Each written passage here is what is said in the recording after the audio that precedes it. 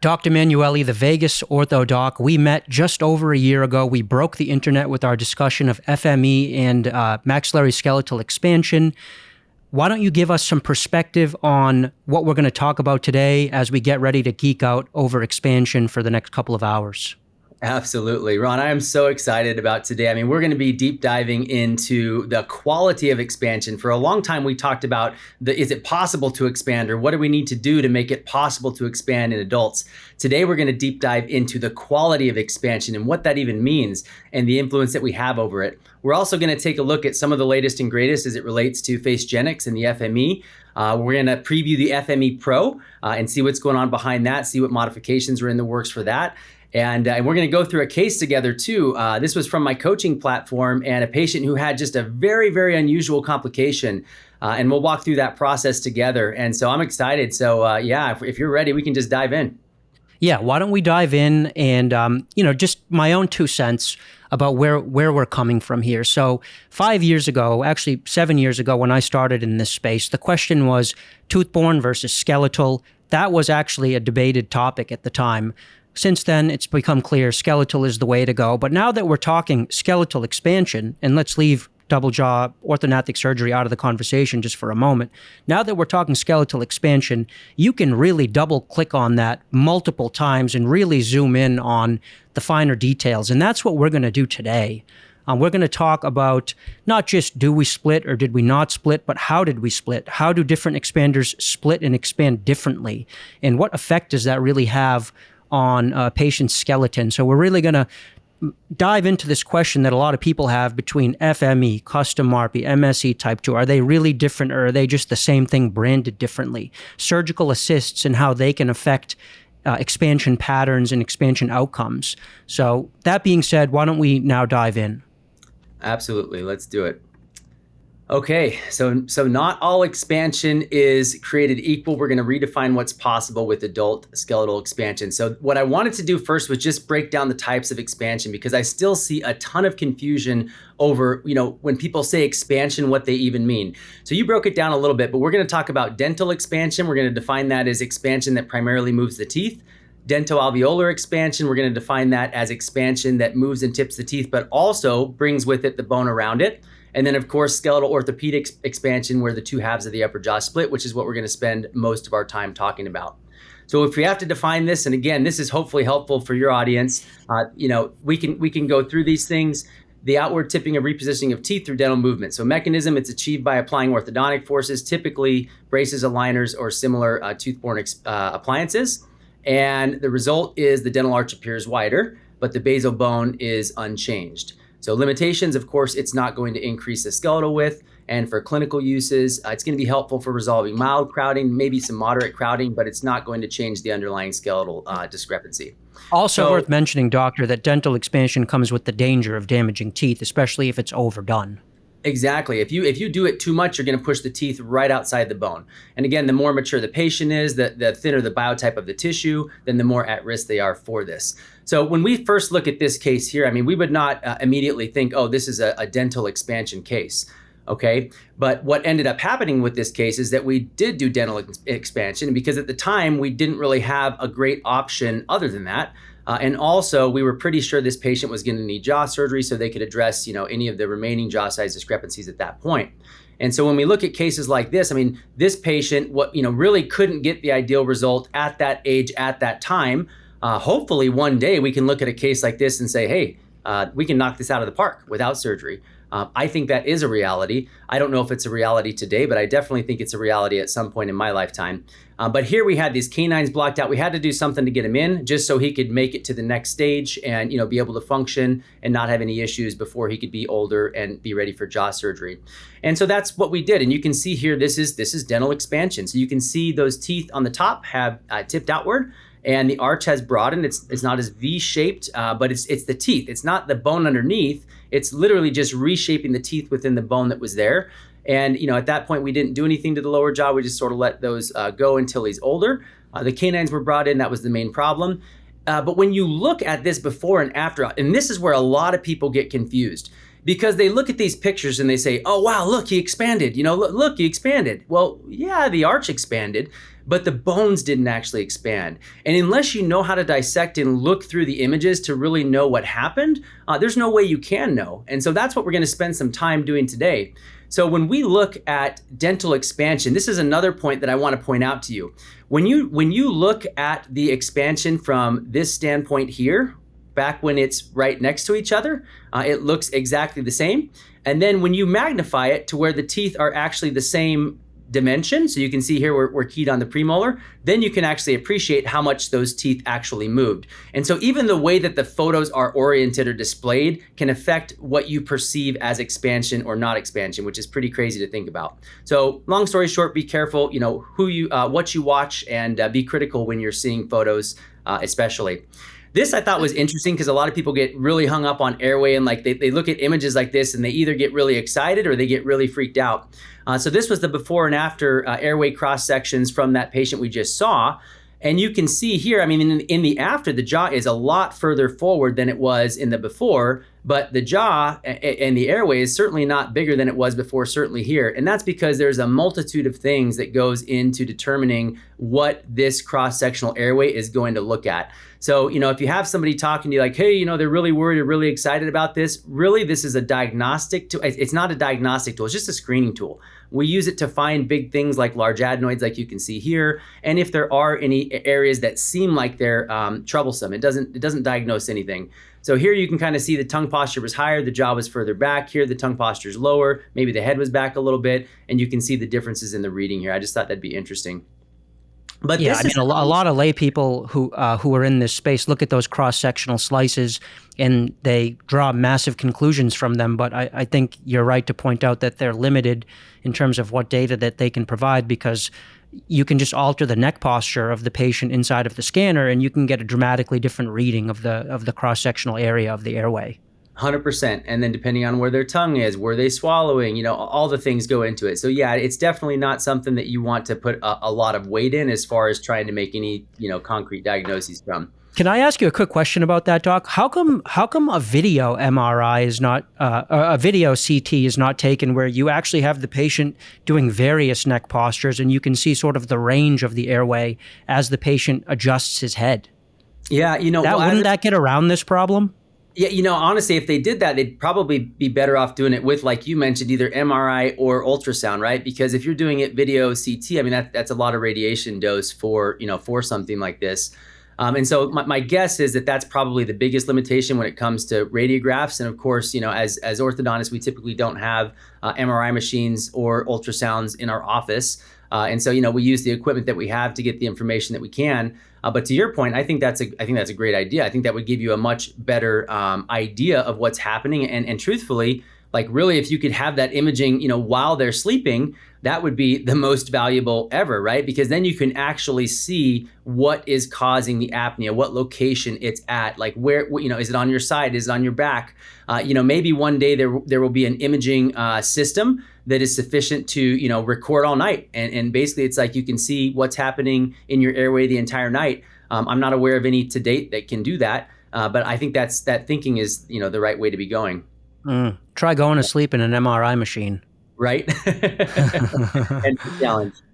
Yeah. So let's look at this. So this is how you tell what actually happened to the teeth and bones. And this is that patient that we looked at before. So we're going to dive through and actually see what changes were made. So you can see here that the patient did grow. This was a growing teenager. So you can see the cheekbones came down and the upper jaw came down as the growth happened. You can see that the lower jaw grew forward quite significantly, the white being the before, the blue being the after, over the period of just a couple years. And you can see that growth is what we would call, pretty negative growth. Upper jaw is really not growing forward. Pretty much just those teeth are tipping forward and the lower jaw is shooting forward. Again, you can see those adenoids too. Thankfully, those did shrink a little bit, which is good. But look at the change in that jaw and look at the position of the upper teeth. You can see here the changes that happened is it just tipped forward. So again, this is dental expansion. And dental expansion is not inherently bad, but it is good to know what type of expansion that you want for your specific case. I mean, if your teeth are tipped in, then dental expansion might be great. Here you can see, again, there's vertical growth, so there are changes in the dimensions of the nasal cavity, but when you look closely at the maxilla, especially compared to the mandible, how far forward that's growing and how much wider it appears, the actual teeth are actually translating through the bone. You can see that right here. There's more bone on the side of the tooth initially, so let's go back, I'll show you this real quick. There's more bone on the side of the tooth here, and then as it goes outward, you can see that that bone, the tooth is literally translating through the bone all the way up to the buccal plate. So now it's on the very outside of the bone compared to where it started, which was further in. So, taking these images allows us to actually quantify and see, what type of expansion we got, because we can plan, the best expander in the world, but at the end of the day, failure is a possibility, and we won't know that unless we actually are paying attention and looking. So dento-alveolar expansion, this is one that a lot of people get confused on. Usually they understand orthopedic expansion, they understand dental expansion, but they're like dento-alveolar, like what does that even mean? So let's define it. It's basically the outward movement of teeth accompanied by remodeling of the supporting alveolar bone. And that results in an increase in arch width, but not change in the two halves of the upper jaw. So basically not sutural expansion, but the teeth are moving out. And as the teeth move out, the bone is moving out with the teeth, and it's basically bending or remodeling in order to accommodate that. And so typically, the expansion that creates this type of, the expanders that create this type of expansion, you can do it sometimes with braces or aligners. If the patient is young enough, it'll bring the bone with it. Or a lot of tooth-borne expanders, like an RPE, if you turn it slowly, an RPE can produce primarily dental alveolar expansion or even dental expansion, depending on how slowly it's turned. So even though a child is growing, if the rate is not fast enough, then what happens is only the teeth move, or only the teeth and the bone around the teeth, which would be dental-alveolar, move instead of actually having sutural expansion.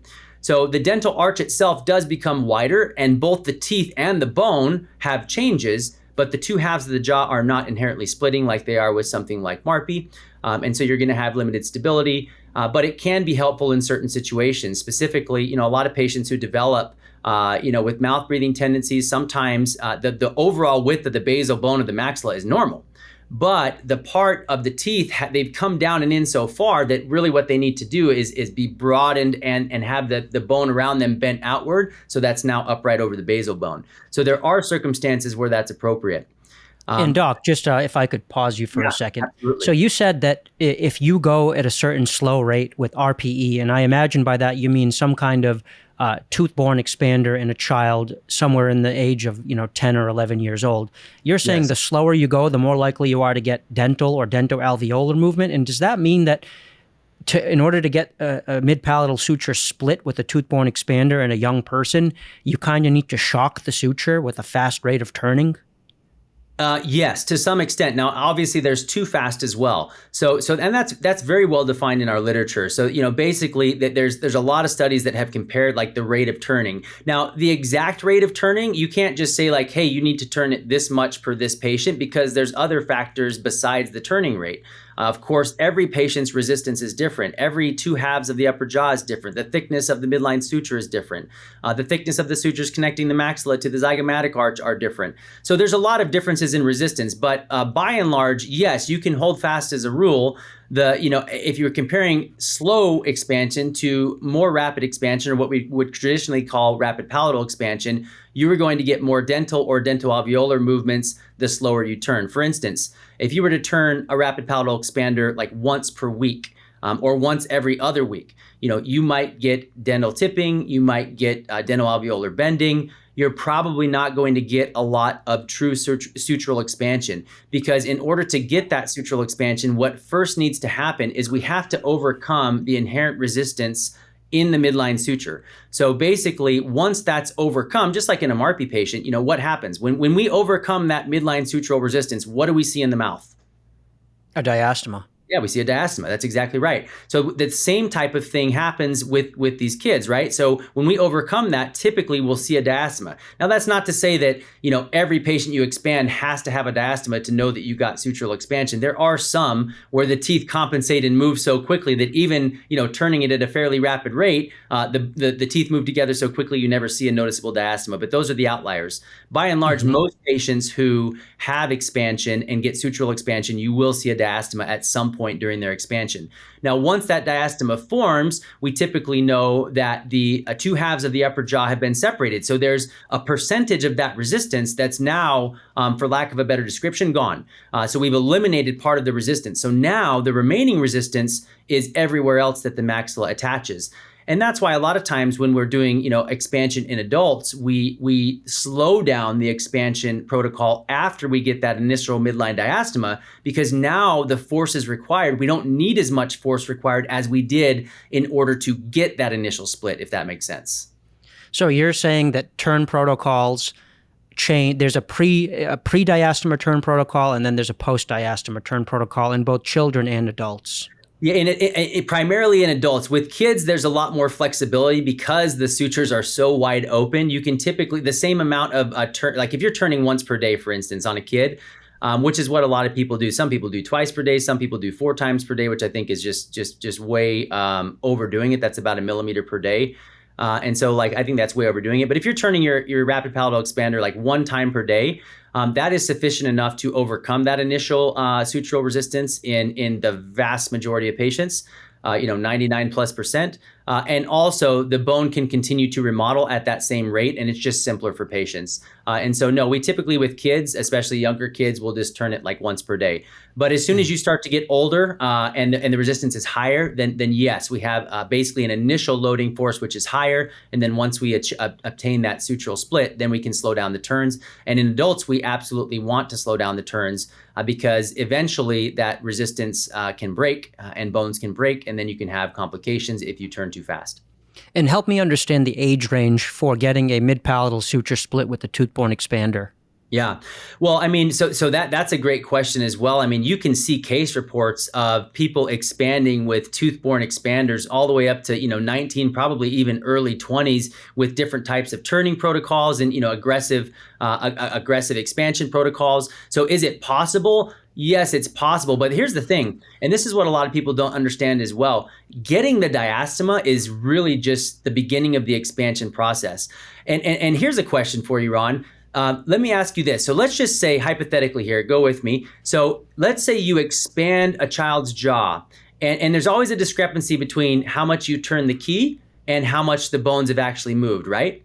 So let's say you expand the upper jaw and you've turned the key 10 millimeters, and I take an x-ray that we just finished our last turn, it's 10 millimeters expanded, and I take an x-ray and I show that like 9 millimeters, that the actual bones of the maxilla is 9 millimeters apart, right? So I'm gonna hold that expander there until that bone fills in. All right, so I've turned it 10 millimeters, I've taken an x-ray, I've verified that I have 9 millimeters of expansion. Again, this is a Tooth-Borne expander in a kid.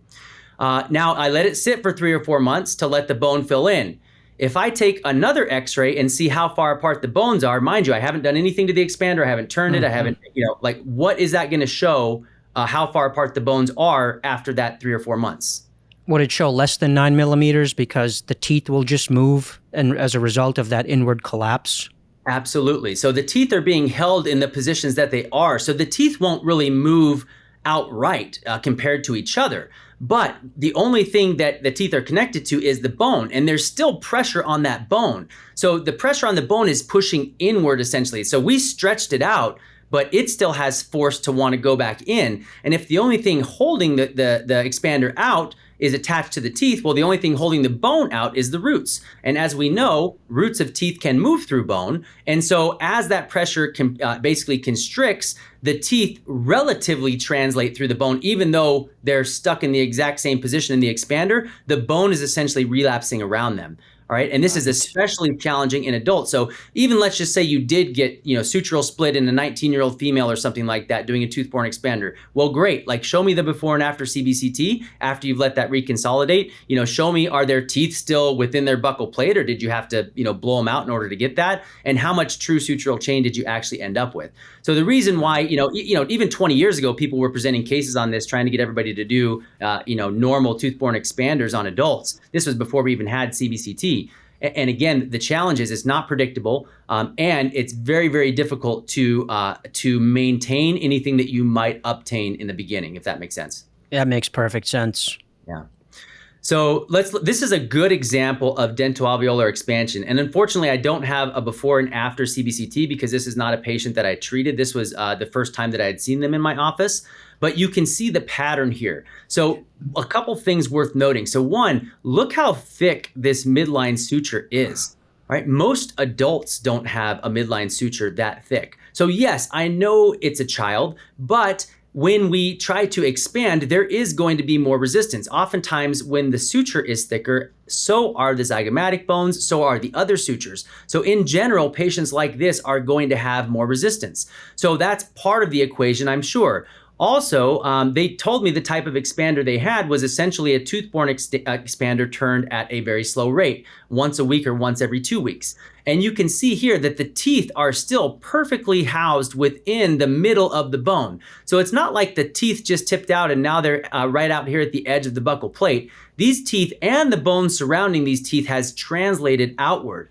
But the problem is, now we're looking at this scenario that we have here. Well, the lower jaw is normal. This is at a cross section at the level of the first molar. So just to orient everybody, this is the brain, these are the eyes, this is the middle of the nasal cavity, these are the sinuses. This is the upper jaw and the floor of the upper palate, the floor of the nose, and then this is the lower jaw cross section. So this is at the 6-year molars. Kind of normal or average distance between the middle of the bone at the lower jaw is about 43 to 46. So the lower jaw is right in the range of normal. Now we look at what the upper jaw is right now, 55 millimeters. So this is significant because we have to understand what ideal is before we can really measure or grade, like, is this good? Is this bad? Like, what is this? So Ron, have we talked about, or do you probably do, like, what is considered ideal when it becomes, like, the upper jaw width compared to the lower jaw width at this cross section here? Like, what would be considered ideal? Maybe the upper jaw being, 2 to 5 millimeters wider. 100%. Yeah, typically about 3 to 5 millimeters wider. And the reason for that is we want the upper teeth to fit on the outside of the lower teeth, and we want those roots to be upright in the bone. So if the upper teeth are going to fit on the outside of the lower teeth, then the upper jaw needs to be a little bit wider in order for those teeth to be upright within the bone and basically have, the walls over the foundation, so to speak. So the bone is essentially the foundation of the teeth, and the roots are like the walls of a house, right? So now you can probably get a house to fit if one's bigger, the other one's bigger. I mean, you can get the structure to work, but is it going to be structurally ideal? No, it's not. And so we look at a case like this where the upper jaw is 11 millimeters wider than the lower jaw. Now, can I get these teeth to fit together? Yeah, I probably can. I can probably scoot this out a little bit more in the bone. I can probably tip this tooth out. I can tip these in. But is this an ideal scenario? No. And did the patient get ideal sutural expansion to have the other added benefits of having increased nasal volume, reduced nasal resistance? Likely not. Again, I can't say that definitively because I only have one image at one time, but this is the type of pattern that we see in patients that undergo dento-alveolar expansion that really probably needed some type of sutural expansion. And if we could pause briefly and just look at this patient's nasal anatomy, I mean, it doesn't look that clear. There's not a lot of nice black cavernous pathways for the air to pass through. He's got a little sinusitis in the left sinus. He definitely could have benefited from nasal basal bone expansion. Yeah, certainly. I would agree, and definitely, nasal breathing, if nothing else. And so, this is the kind of thing that we see all the time. And again, a lot of patients just don't know. Like, they go to their practitioner and they say, oh, we're going to expand. That's the only word they use. Yeah, we're going to expand. Like, they don't know what they're going to use to expand. They don't know what type of expansion that, that they're getting. And so it's so important to become educated. In fact, we're doing a whole entire video on this soon on the Vegas Orthodoc YouTube channel. So, stay tuned, subscribe, and it'll be out soon. But basically, we're going to go through all of the different types. We're going to name all the different types of expanders and the type of expansion that they typically produce, hopefully in an effort to help patients understand, the goals of the type of expansion that they're getting. How would you have treated this kid, Doc? Yeah, before? It's really hard to say because I don't know where he started. But assuming he started with a jaw size discrepancy, I would have treated him with at this age group in what's called a bonded RPE. And it's a very, these have been around for years and years and years and years and years. A lot of practitioners don't use bonded RPEs because there's kind of a big learning curve with them, and they come with a set of practice management challenges, to put it nicely. But the reason that I use bonded RPEs is because the way that they work is they encapsulate 360 degrees multiple teeth. So it basically hugs the tooth. And again, this is the same conversation that we're going to have later about dimensional stability.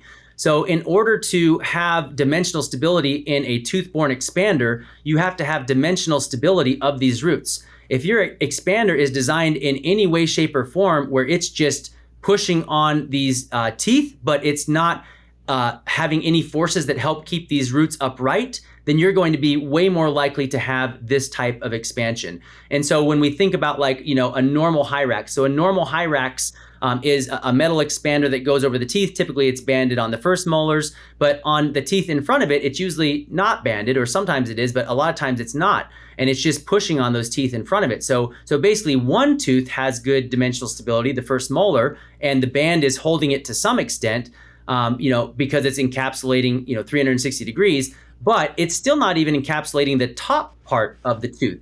So again, the only way to encapsulate 360 degrees of the tooth is to cover the tooth entirely, and that's what a bonded expander does. And so, basically, in my experience and in my opinion, it allows us to keep those roots upright within the bone, providing the best sutural expansion possible. Why wouldn't you just treat him with some kind of custom MARPE instead and forget about all of that dental bonding? Yeah, here's the thing. I mean, like in kids that are, I think the youngest patient I've done a MARPE on is probably like 8 or 9 years old, and it was a syndromic patient that had just a huge discrepancy, and there was no way possible that we could do it with the traditional expander. MARPEs are great, and they provide the highest percentage of sutural expansion possible, but every child does not need a MARPE. And so if the discrepancy is, say, let's say the discrepancy is between 3 and maybe 6 millimeters sutural, meaning the bones need to widen 3 to 6 millimeters in order to get to ideal, that can be very predictably treated in, let's say, most 11-year-olds or younger by doing a traditional expander.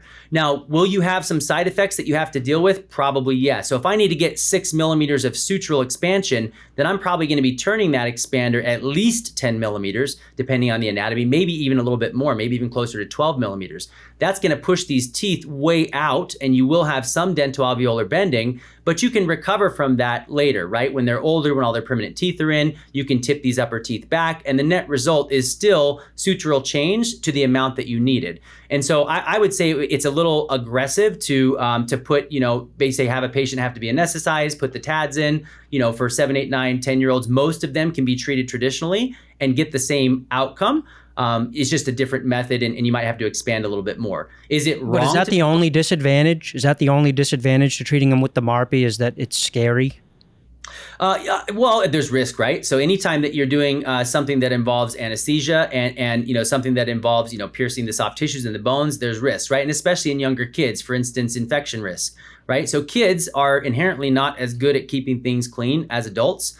And so it's like, maybe you use a MARPE instead of a Tooth-Borne expander. Well, if either one could do the job, there's just less risk with the Tooth-Borne expander. And so, if you're going to get to the same end result, like, you want to minimize the risk, all right? So the first thing we look at is how do I get to the ideal result? Now, once I know what the ideal result is, well, now I can backtrack and say, how can I get to the ideal result with the least amount of risk possible? And that is where so many adult MARPE cases are finding this kind of sweet spot, because there's a subset of patients who used to need who used to need jaw surgery for their upper jaw. But really, it was like one jaw, mostly widening, maybe advancing a couple millimeters would get them to ideal. Well, those patients can now ideally be treated without jaw surgery. So when you look at the risks associated with jaw surgery compared to the risks associated with MARPE, I mean, there's no question, right? And so again, you have to define that ideal result and then work your way backwards to the safest and the least risky type of procedure that can get you there. Fair enough. If in your own child, if you had an 11-year-old who needed, 6 millimeters of sutural expansion, you knew he was a relatively hygienic kid, would you use a custom MARPE in your kid, or would you use a Tooth-Borne? Yeah. So 6 millimeters in an 11-year-old, let's assume in this 11-year-old, he has all of his permanent dentition. Okay. I would have the conversation with him, right? Because all the permanent dentition, if you can anchor to that in an 11-year-old, you can probably get a 6 millimeter width pretty good. All right. And I would just explain it to him and let him make the decision, knowing that I can monitor this very closely. I can monitor the hygiene. There's not going to be surprises. The patient's not going to disappear and come back in 4 months and they had an infection going and now there's like loss of bone, right? So I would give them the option. And I do the same thing with my patients, right? My job as a practitioner is not to tell you what to do, right? My job as a practitioner is to educate you and to inform you of the outcomes and the risks. And so, yes, there are 10 and 11-year-olds where the patients choose MARPE, the parents choose MARPE because they understand the risk compared, and they don't want to be in treatment for 2 years or 2.5 years when we can not have to blow the teeth out and then bring them back in. So if it was my kid, I would honestly give them the option. If they're like, oh yeah, let's just do the screws, I'd be like, cool. If they're like, oh no, these screws are like, no, let's just do it the other way. And you'll be surprised when you ask patients, they do have an opinion, almost all of them. And so, bottom line is define what the ideal result is, and then give the options to the patients and let them choose. And at what age do you say that the Tooth-Borne expanders are just inappropriate and it's going to be purely Dento-Alveolar or dental? Well, certainly, that's a hard one. So inappropriate, it's a really hard one. So I would say the majority of patients who are, let's say, 14 or older, who have a discrepancy of 5 millimeters or more, I'm going to be talking to them a lot about MARPE expansion. Fair enough. Because at that point, it's like, can you get it? Again, it becomes the predictability issue. Could you get 5 millimeters in a 14-year-old? Yeah, you can do it. Will you get it every single time? No. Can you accurately predict exactly what times you're going to get it and exactly what times you're not? No. Does it depend on the patient's compliance a lot more? Yes. Because depending on how they turn with the MARPE, right? If they don't turn it, you still are anchored to the bone. If you have a patient that is turning a traditional expander more slowly than they were supposed to, or maybe they took a few weeks off, well, again, that system is dynamically changing all the time. And so you might be getting some dental or some dental-alveolar bending that you didn't want just because the patient's compliance wasn't what it needed to be. So when we get into that unpredictable area, that unpredictable age, then yes, we're going to lean more toward MARPE when we need a significant amount of sutural expansion. And what do you think about this business of expanding kids that are 2, 3, 4 years old?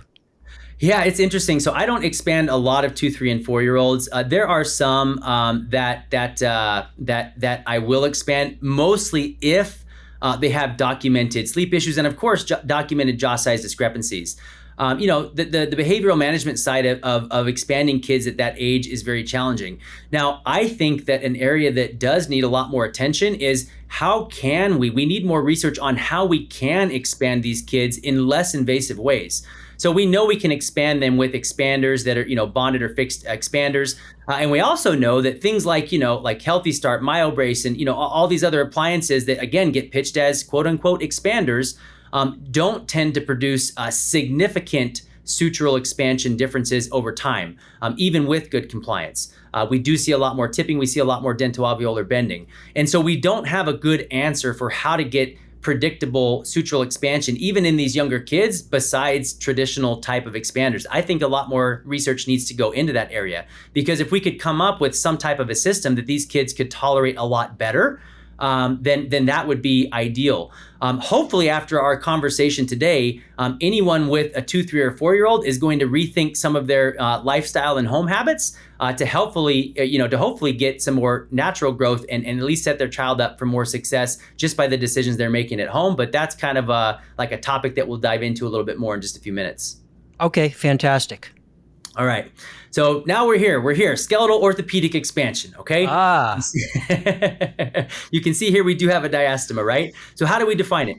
True widening of the maxilla, the basal bone, through and through separation of the mid-palatal suture, and you have separation or remodeling of the circum-maxillary sutures, and we're going to talk about that, producing orthopedic change in the transverse dimension, and as we'll also learn, the AP dimension and the vertical dimension, rather than just the repositioning of the alveoli of the teeth.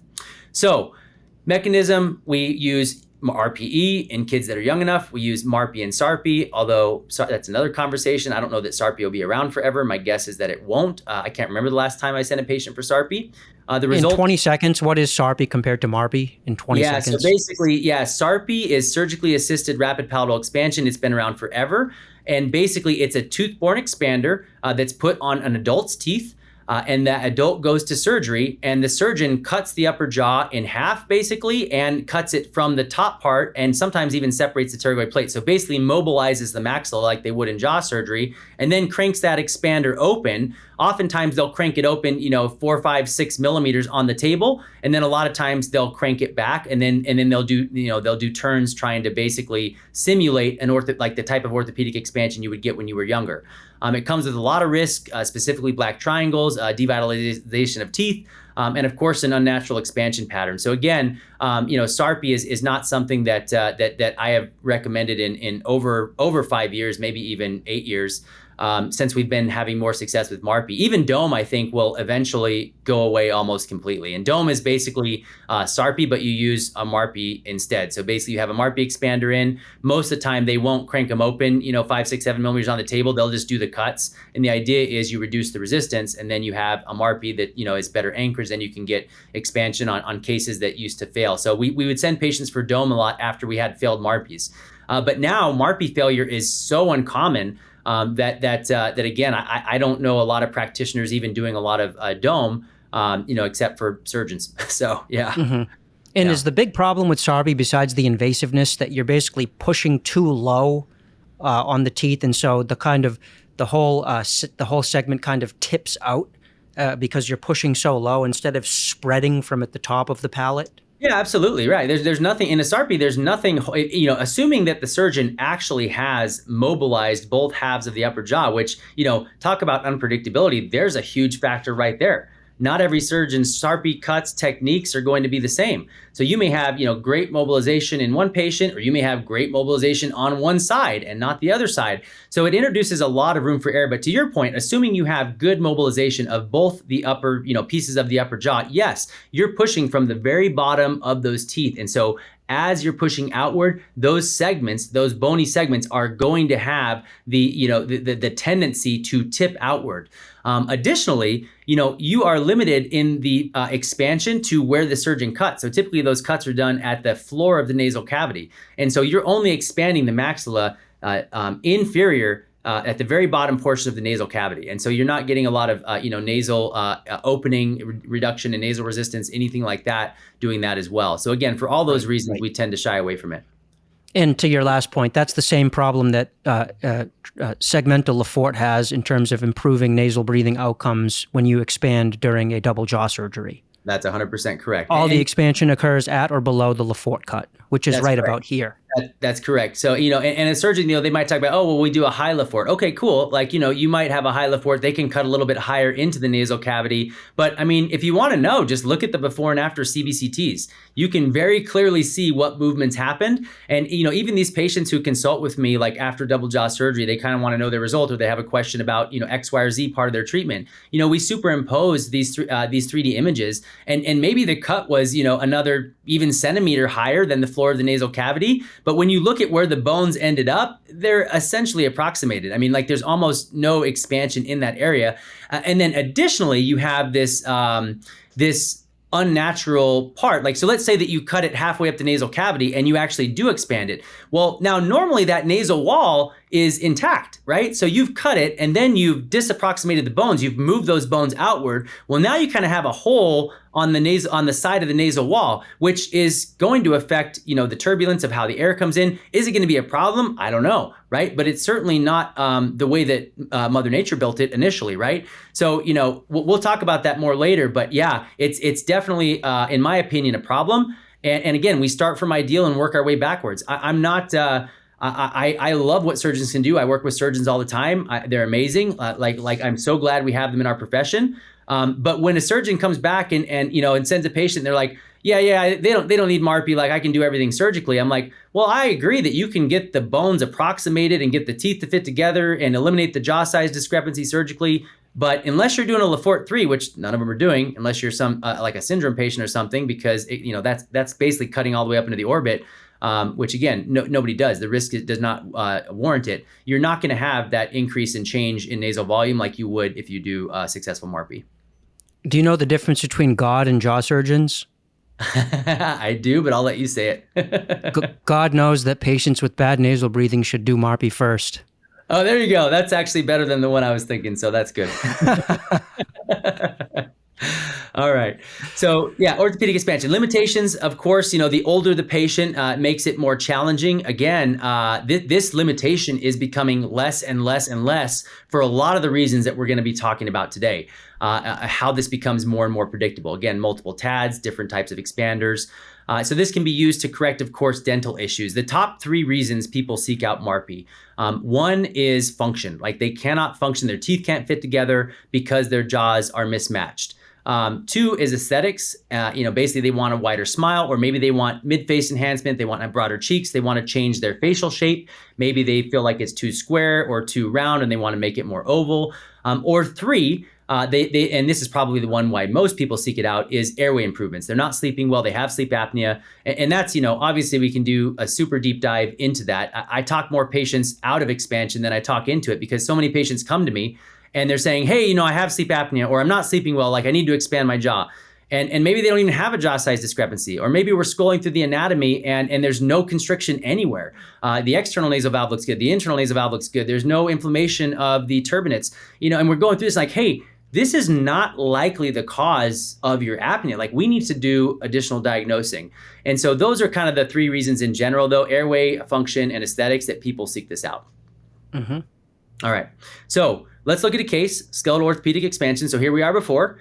We can see this is a growing teenager, about 13 years old. To your point, like, do we use a MARPE? Do we not use a MARPE? Well, in a case like this, we're chasing 2 things. So one, we have the transverse problem. You can see already that these teeth are tipped out. You can see the teeth in the front. They're not super flared, but maybe a little bit flared forward. And at the bottom line is that this tooth is supposed to be way up here relative to the bottom tooth. So we have a big AP, or front to back problem, that needs to be addressed here. And so, could you address this by moving the teeth only? Maybe. Maybe you could distalize all these teeth back, tip these teeth back till they're touching the tongue here, and flare these teeth forward until they're like pretty much looking straight at you. I would not recommend doing that, right? So we start with the problem. The problem is that the upper jaw is too small and too set back compared to the lower jaw. Also, it's vertically insufficient, right? You can see here that when he smiles, he's not really showing a lot of the teeth, about half of the teeth and not much of the gums, all right? So we have kind of like a problem in 3 dimensions, which is usually the problem that we have. The maxilla develops downward and forward, right? And outward, and it broadens, right? So when the maxilla is underdeveloped, a lot of times we will see it underdeveloped in all 3 dimensions. So it's wide, it's narrow, it's set back, and it's set up higher, okay? Not in every case, but in probably the vast majority of cases, that's what we'll see. So we look here, and now we've done, our skeletal orthopedic expansion. Now we've gotten to the finish line, and you can see here that even still, like maybe we could have used even a little bit more expansion. But I want to show you again, like going to this comparison, we look at these jaws before and after. And if I just show you these photos, like how much does it look like he expanded? 6 millimeters. Okay, yeah. I think that's a decent guess. And that, honestly, that guess is probably because you're so involved in this space and you're a little more educated than most. I presented this to a bunch of dental residents and orthodontic residents and pediatric dental residents, and most of them thought like 2 to 3 millimeters total, 1.5 millimeters per side. And part of the reason is the same as I showed you in that other photo. These photos are not magnified to the proper amount. So you can see that the teeth look bigger on the photo on the left side of the screen than they do on the right side of the screen. And so if I show you this, I could probably tell you, oh, we expanded 2 millimeters, we expanded 3 millimeters. And you'd probably believe me if you didn't know a lot about what you're looking at. If I were to actually magnify that side, you would see the actual, or you'd see more the actual extent that we expanded. But at the end of the day, really the proof is in the pudding, and that is in the CBCT. So let's look through and see how much we actually expanded. All right, this is the actual 3D superimposition of that MARPE expander, and you can see almost 10 millimeters, all right, over 9 millimeters of bony change, about 5 millimeters on the patient's right side, about 4 millimeters on the patient's left side. So you can actually quantify and look at the changes within the nasal cavity itself. Look at the changes in the cheekbones. You can see these cheekbones, the mid-face advancement, the whole orbit remodels, the internal portion of the nasal cavity remodels. So this is what we see when we're doing true sutural expansion. But if we didn't actually put these images over top of each other, we would have never been able to know or quantify what we actually did in this case. So now my question, Ron, what is the best type of expansion? FME. Between dental, alveolar, and sutural, what is the best type of expansion? Probably the answer is it depends what you're trying to do, but I think my gut is to say skeletal, sutural. Yeah. So 100%. So yes, it absolutely depends on the case, right? So there are going to be cases where dental expansion is appropriate and is the best option. There are going to be cases where dental alveolar expansion is appropriate and is the best option. But the vast majority of the patients, the best type of expansion is sutural expansion. And that's the one that's most often needed when we talk about patients who need expansion. But the best type of expansion, normal growth, right? So when the jaw grows normally and it grows as wide as it should, all right, like our ancestors grew almost always, that is ideal expansion, all right? So knowing that, we have a standard now to compare what we're doing against to, all right? So now we're saying like anything that we're doing clinically, we want to mimic or get as close as possible to natural human ideal growth, okay? So now we have a target. So once we have a target, we can start talking specifics. So, our caveman ancestors, they had a lot that wasn't going on great for them, right? Food was hard to come by, sleeping on rocks, whatever, that may have been a little bit difficult. But one of the things they had great was they had great bones, right? They had great maxillas, they had great faces. And you can see that most skulls 500 plus years ago, the maxilla was 3 to 5 millimeters wider than the mandible. And because of that, dental crowding was a rarity. Wisdom teeth, they came in and they had room for them. A lot of times there was even spacing between the teeth.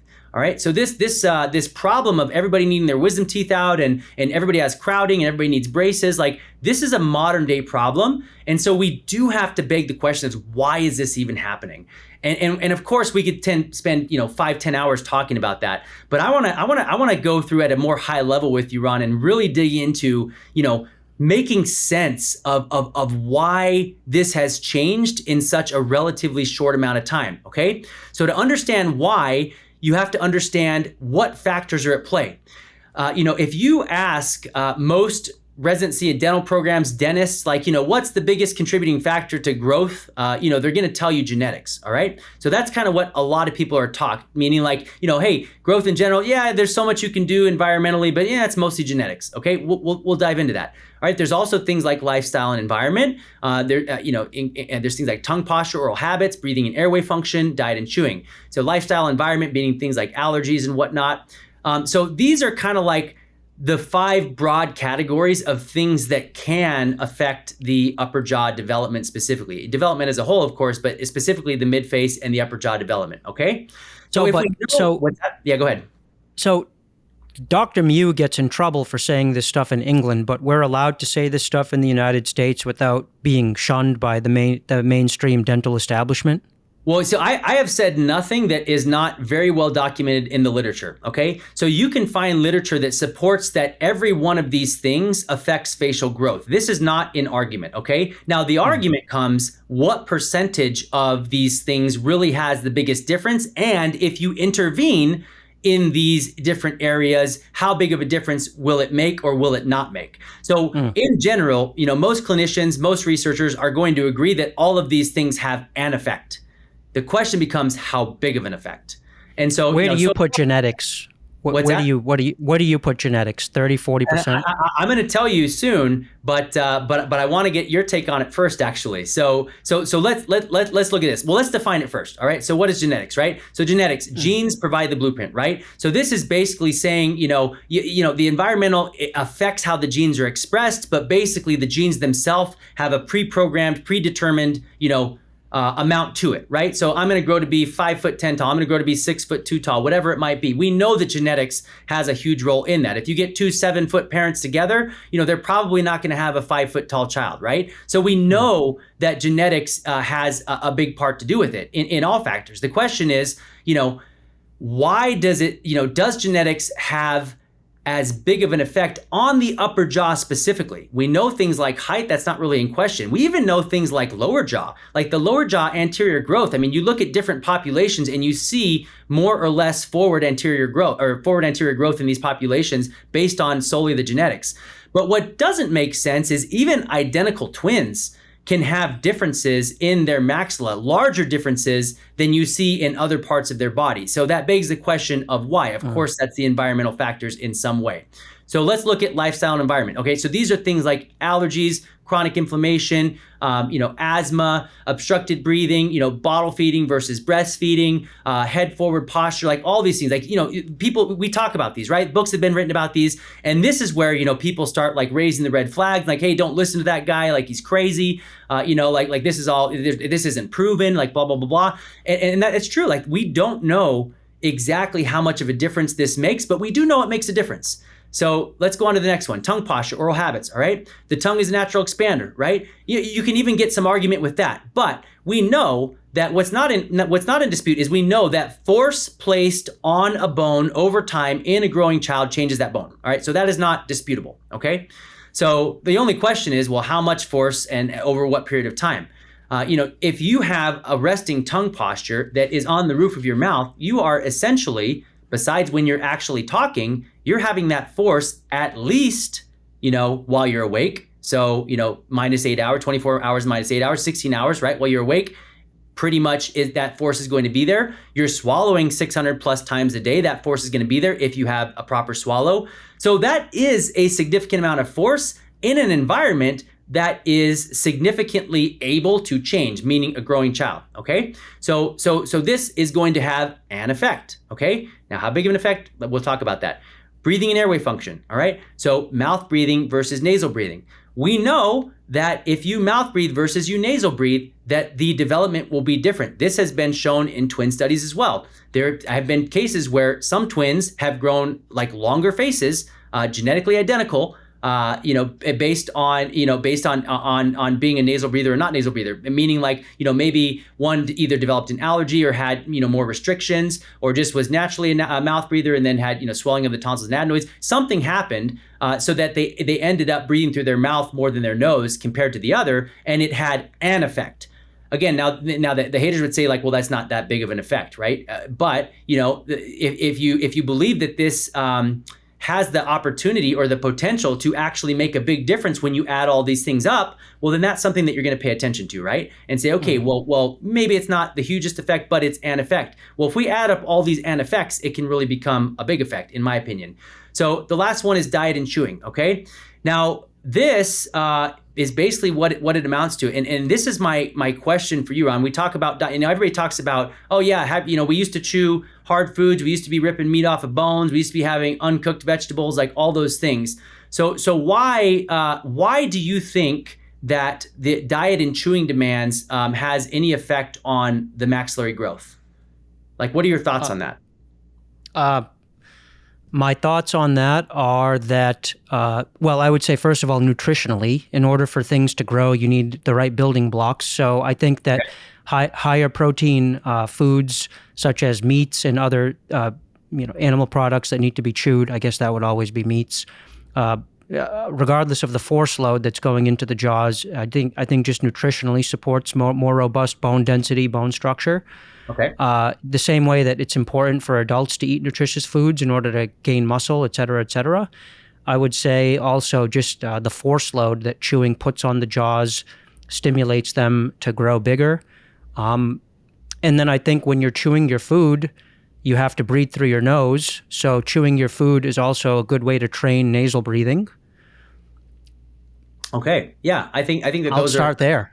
Yeah, I think those are all very solid reasons why this may have an effect. All right, so this chart is not gospel. It's not true. It's not, even my opinion entirely. This is what I threw into ChatGPT, and I asked it like, hey, what do you think, like what amounts or factors do you think has on growth, right? Pulling from all the resources that you have, like what do you think has the biggest effect, all right? And this is the pie chart that it came up with. So it said one of these things, was 40%, one was 30%, one was 20%, one was 8%, one was 3%. So, I mean, I'm just curious, Ron, like when you look at this, like if you had to guess the high and the low, like which ones would you guess would be the high and which ones would you guess would be the low? So this is kind of like how well do you know ChatGPT? I would say genetics is either the 30 or the 40%. Okay. And my reason for saying that is my two children, of course, anecdotal, they were born with a certain palatal arch shape, and that shape has pretty much stayed the same over the course of, a year and a half. Okay. And I think genetics sets the ceiling and the floor for what's possible in terms of someone's facial development.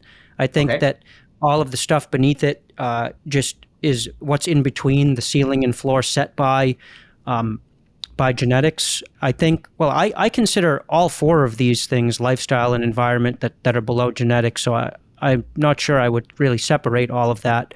But I think that, tongue posture and oral habits, how do you really separate that from breathing and airway function, right? Yeah. But I would say genetics is going to be one of the big ones. And then I think, nasal breathing habitually is going to be another big one. I think diet and chewing demand is going to be on the lower end. Okay. Now I'm just spewing bullshit. Why don't you go ahead and show us? Well, this may surprise you. Yeah. So let's look at it. This is what it came up with. Okay. Oh, wow. Really? Surprising, right?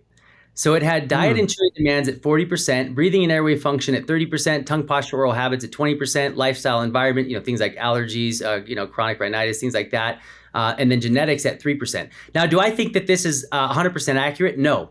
But this did give me pause, and it made me think about this for a little bit. Now, when you think about this chart, what do we treat most frequently? We treat... As a society, what do we treat? Basically, we treat lifestyle environment. We treat the asthma, we treat the allergies, we treat, that is Sure. what we, as practitioners, doctors, they spend the most time treating the lifestyle stuff, right? And then there are some, practitioners out there that talk about tongue posture, airway function, all this kind of stuff. But by and large, we're spending a lot of time treating, the lifestyle and environmental factors. And again, we're treating them anyway, right? I mean, there's other quality of life negatives. This chart, just to be clear, is specifically for transverse growth of the maxilla. So we're not saying growth as a whole. We're not saying facial development as a whole. I asked it specifically transverse growth of the maxilla, okay?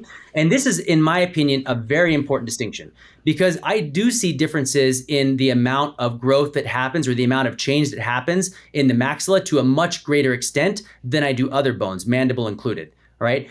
So if I ran this same chart with the mandible, I think you would get an entirely different breakdown. Okay.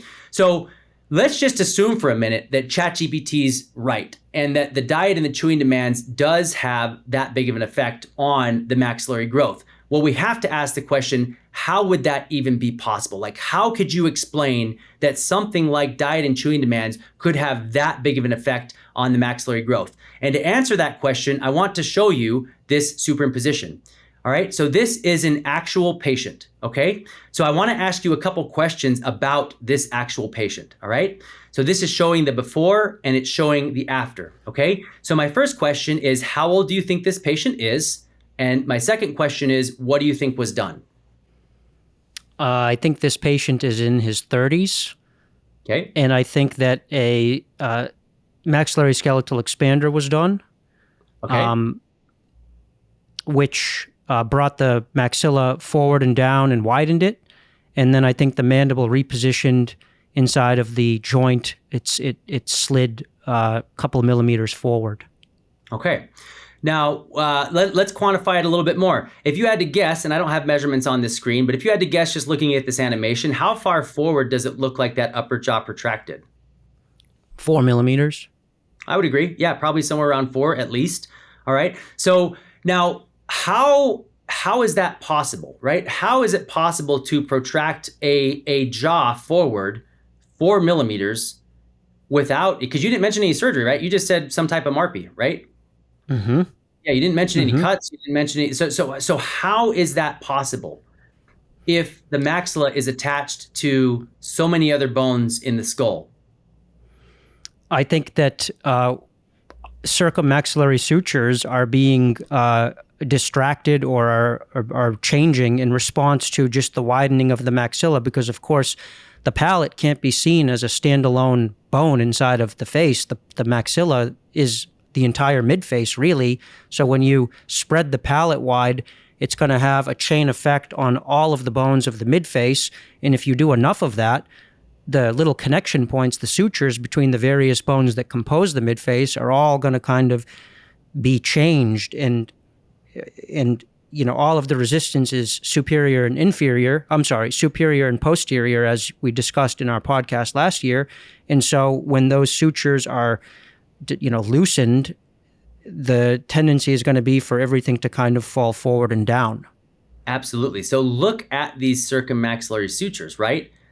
This patient was in his 40s. He had an FME and an FMA. All right. So this is one of the 3 patients that has had that. Now, I don't know exactly how much of the expansion was due to the expander versus the protraction device versus, another part of this treatment, which was jawline gum. Okay. So now if you think about, to your point, we need these circummaxillary sutures mobilized in order for this jaw to translate and or move significantly. All right, we need them to move, we need them to remodel, and we really need them not to break. Okay, so this is where the delicacy comes in, because if you go too hard, too fast, then you risk breaking at one of these points, which then causes a complication where you essentially cannot continue with expansion. A lot of times you have to back turn and overcome that. But when we think about the next question I want to ask you is, let's look at this. So this kind of shows for your audience that may not know exactly where the maxilla goes. So this green bone here is the maxilla, right? So here you can see it up against the zygoma. Here you can see it up against the nasal bone, the frontal bone. You can see it at the floor of the orbit here. And what you can't see in this image is the pterygoid plates, which of course connect back here. So this is the bone, and we know that we're going to split the bone in the middle. So once this is split, then these are all of the sutures that we're talking about that have to remodel in order to be able to have translation and movement of that jaw. So now my question is, what is the biggest difference between a child's jaw or skull and an adult one? Well, the fact that, of course, in a child, the whole thing is just growing 3-dimensionally continuously, but also are the sutures looser in a child? They're open. Yeah, they're basically completely open. And the younger you are, the more open they are, right? So when you're born, that's the most open they are. And as you continue to grow, they get a little more fused, a little bigger, a little more overlapping. Like that process continues to happen. The bone gets a little more dense, a little bit harder to move.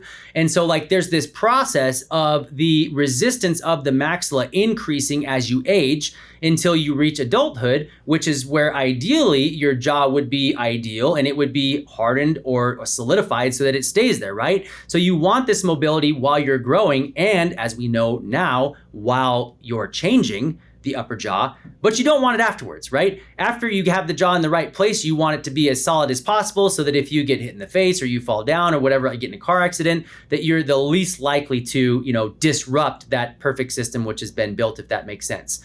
So when we talk about, any type of MARPE expansion and trying to get, or midface expansion, maxillary sutural expansion, we have to take into account these circummaxillary sutures. And so, Ben, what are the ways that we can reduce the resistance of the circummaxillary sutures? So what are our options in a non-growing patient? Of course, MARPE is a great option. Yep. But even stacking, think about this, because we put a MARPE on, there's a lot of different ways you can use a MARPE, right? You can turn it 3 times a day. You can turn it once a day. You can turn it every 6 days. You can turn it back and forth. So even just the MARPE itself, there's a lot of variability, right? So when we talk about things like, FCPC, functional polycyclic cycling, basically expanding and then contracting, expanding and then contracting. And basically it would make sense that those circummaxillary sutures might remodel and get a little bit more loose.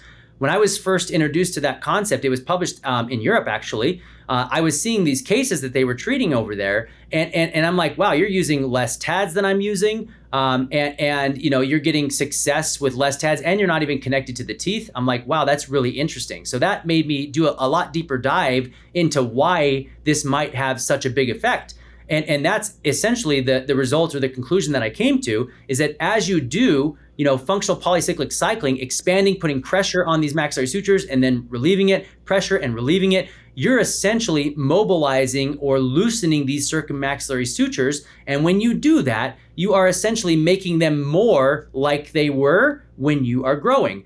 And we know that the more like they were when you were growing, the looser they are, the more expansion we can achieve and the more translation of the maxilla we can achieve. So one thing we have control over is the turning of a MARPE. So we have control over how much of the bone we anchor to, how many TADs we use, and how we turn that expander, okay? So what other ways can we reduce resistance of the circummaxillary sutures?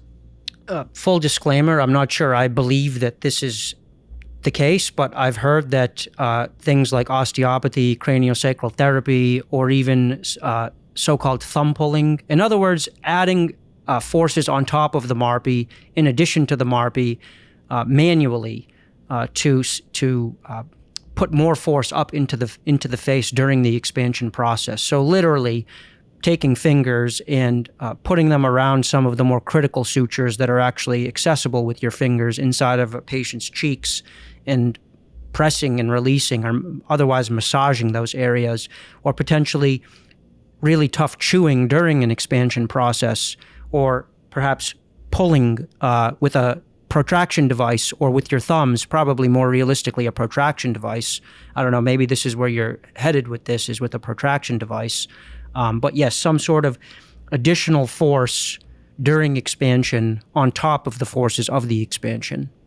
So yeah, we can basically, loop that into extra force, like any way that we can come up with to put additional force on these sutures. Again, not overwhelming force, but force enough to affect the suture at a timeline that is increased, right? The problem with turning too fast is, yes, you get more force, but the timeline does not allow for remodeling. And also the pressure itself is in one specific area. Where when we think about something like, the cranial osteopathy, again, I'm not an expert in cranial osteopathy. I'm with you. I'm not 100% certain how helpful or not it is. I haven't seen, truthfully, any before and after CBCTs of patients who have undergone osteopathy. My guess is that you probably wouldn't see a ton of change on an x-ray. And I hope there's some cranial osteopathy people out there that are like, no way, this is crazy. Like, I'm going to show you. Please do. Like, I would love to join the conversation, because I promise you, there's not a lot of people out there that know what you do well. And if we can see and understand what you're doing on a 3D image, and we can see those structural changes in the bone, you better believe that, I'm going to be referring every patient to you. So again, I'm not really sure how much change they can affect in the bones themselves, but the thought process is, yes, any amount of change is good, right? So if you can do some exercises, and maybe they're trained by the osteopath how to do those exercises, daily or multiple times a day, where they're adding pressure. But what's something that we're all doing every day anyway that might have an effect on how much force gets placed on these sutures and these circummaxillary sutures? Eating. We're eating, right? We're chewing, right? So the foods that we select, right, can have an effect. And now we have things like jawline gum, right? So we can literally be stressing these maxillary sutures. And I say stress in a good way, right? We can be placing force, maybe lateral forces, maybe vertical forces. We can be placing, circumferential forces all over these sutures every single day. Now, can we say definitively that yes, it's proven if you chew jawline gum for X amount of hours per day, you're going to result in this much mobilization of these circummaxillary sutures and you're going to get this much more expansion? No, but I think that's where we need to go. I think that's the research that needs to be done, because we're in a situation where we're now able to have forces be placed on these circummaxillary sutures. We're able to have them remodel in ways that has never been possible before, right? Before MARPE, the remodeling of the midface in a non-growing patient was not possible. It was thought to be impossible. And the only people who could move the midface was surgeons, with all the limitations that come with surgery. And so now that we know that we can move those bones, the next step is, how can we move those bones better? How can we get those bones to move again toward the target? How can we make the expansion look as close to natural normal growth as possible? Well, in order to do that, we have to be able to mobilize these circummaxillary sutures. And so the other way that we haven't talked about yet is, of course, like actually surgically. You could go in there and you could cut every single one of those sutures. You could cut the maxilla every single place it connects. Now, obviously, we don't do that. There would be a ton of risk and a ton of unpredictability, right? And so, that would not be the ideal way to do it, but that would be another way to reduce the resistance of the circummaxillary sutures. So this is a video that I did on that. If you're interested, you can check it out. And then there's a description that has some of the research out of Europe that introduced it. So I've modified the protocol a little bit just to make it easier for patients to understand. And so I don't have to send them home with a force gauge, but the idea is the same. And so now I want to talk to you about a patient who found me and had a specific concern. And now that we have the groundwork laid for this this moving of the bones conversation, I want to talk to you about a patient who had not normal movement of the bones, which resulted in a complication. And this is the only one of its kind that I'm aware of. There may be others out there, but I want to do a deep dive into what this complication is and how it happened. And again, maybe have a discussion about, well, what are things that we can do, or what are things that your audience can do if they're undergoing maxillary expansion, maybe in order to limit the possibility of this happening to them. All right, so this patient, we'll just call him X. Basically, X wanted expansion, and so he went through, the whole process, doing all his research and whatnot, and to decide what type of expansion, how he's going to get that done. And so he decided first that he wanted to get his wisdom teeth out. And Ron, you could probably speak to this better than I can, because I guess there's a lot of conversations about wisdom teeth on the internet amongst patients that we're not really having as orthodontics and dental practitioners. So what's the latest buzz on wisdom teeth that you're hearing? I mean, I think the buzz is that if you don't need to get your wisdom teeth out, it's better to keep them, because maybe they serve as placeholders for mandibular or maxillary bone. And once you get them out, it's possible that everything sinks backwards. Perhaps they function as sort of, foundational footings to the jaw bones. And I think something I've mentioned in the past is that, a lot of Eastern European people, they just don't see orthodontists as kids. And so they might have really crooked teeth, but they have all of their teeth. And so, even though their teeth are a little wonky, which is to say crooked, they have really nice sort of profiles. So yeah, I think the buzz in the looks maxing space and, on JawHacks, let's say, is remove wisdom teeth only if necessary. For example, in preparation for a jaw surgery, or if they're causing some sort of problem, or, look like they're gonna cause a problem in the future, such as if your teeth look like this. Absolutely. And I would agree with you completely. And, my oldest two kids, one of them still has their wisdom teeth. The other one, we did have problems. And so, we didn't have problems with all the wisdom teeth, but we had problems with one of the wisdom teeth, and then also one of the teeth in front of the wisdom teeth. So we went ahead and got those removed at the same time. But this patient decided to get their wisdom teeth removed. But again, before we opine too much on, what's happening, let's look at what actually happened. So this is a superimposition from age 19 to 22. Before and after wisdom teeth removal. So the first thing that you're going to see is that, there is some growth. We've superimposed this on the cranial base there, so you're not going to see any change there. But you can see, like, from before and after, there is a little bit of growth even from 19 to 22. And patients ask all the time, like, when should I go get my implant? Or like, when is it safe to do jaw surgery? Well, just know that, yeah, we're not seeing a ton of growth or movement in this superimposition, but there is some downward, some forward growth, and that's something to be aware of. You can also see the changes in the airway there as the tongue posture changes, and that rolls back between those two images. So let's fast forward here. We're going to go and we're going to look at the actual level of the molars here. So let me move here, and we're going to go to here, and we're going to go back to the area of the wisdom teeth here. All right. So we're going to scroll over. Now we're looking at where the wisdom teeth were. This is the after you're seeing, because you can see there's no wisdom tooth there. All right. So now we're going to look, well, what happened in that specific area? All right. So there's the before. All right. And there's the after. You can see the lower jaw translate forward, and you can see the teeth moving forward with it. All right. So again, it's kind of hard for me to say like, oh, well, the whole entire mandibular dentition is distalizing. I mean, it seems to be moving forward with normal growth. You can see the uprighting of the maxillary molars as well, kind of keeping pace, so to speak, with the lower jaw as it continues to grow forward. And when we look at the condyle, just to kind of rule out like, well, is this just like the patient was postured forward a little bit more in the initial compared to the final? Well, let's look at that. We can see that here. Again, there's not really a ton of change in the condylar position on that side. And I think we might have the other side as well. Let's see. Oops. Hang on a second. So are you basically making an argument that removing wisdom teeth does not cause retraction in mandibular bone? Well, I think that it's hard to say that it's probably like a huge primary driver. Again, I'm not saying that it doesn't happen. I just haven't seen enough evidence, right? This is one case. And I think if you're going to make claims like that, you need to look at this evidence and you need to do superimpositions on patients who have and have not. And ideally, if you could throw a few identical twins in there, that would be awesome, right? Like taking genetics off the table completely. That's the kind of research that we need now that we have the capability to look at three-dimensional images. And now with AI, this gets a whole lot easier, right? Because we can train a robot to look at 1,000 of these, right? And we can train it to read the chart history and make comparisons and find things. So that's where I think research is going. The amount of research that we're going to be able to do with AI assistance, in my opinion, is going to be like nothing that we can even imagine right now. Do we have that data on premolar extractions?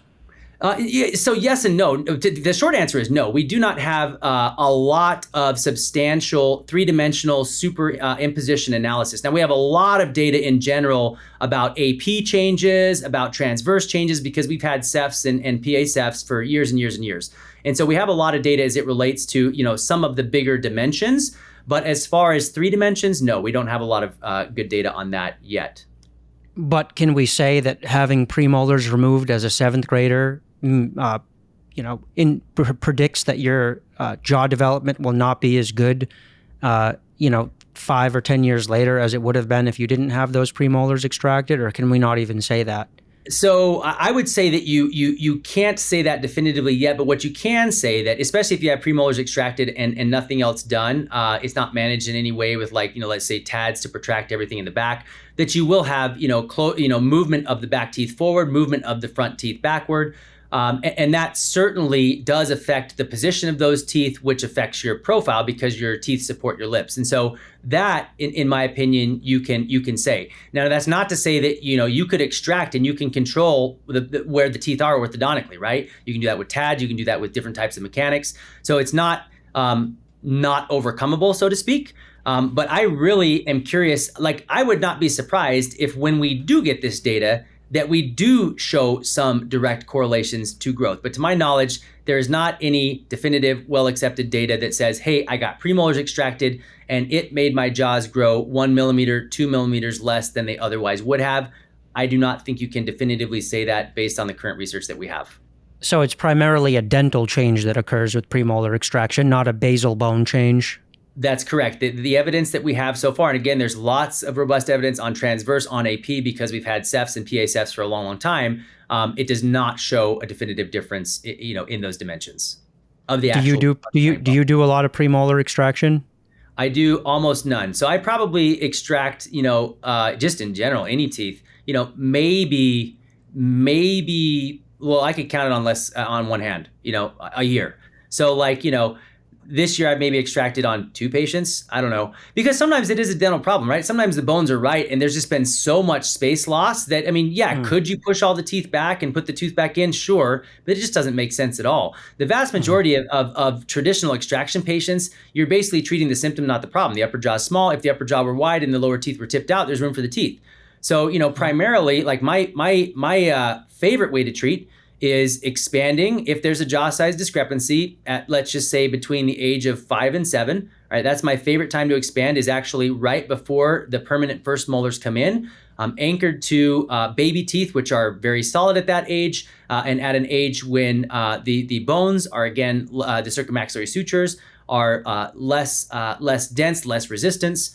Hold it out there for a while, and then you have all of that time, because now we can identify these discrepancies at that age. Before, 30 years ago, we couldn't really tell what the discrepancies were in a 5-year-old. All right. Now we have long-term growth studies. We know if we do nothing on average, how much development and growth that child's going to have. So we can just add it to the number. We measure the jaws. We say, okay, you're 5 years old. You're going to have whatever, 5 more millimeters of growth of the maxilla.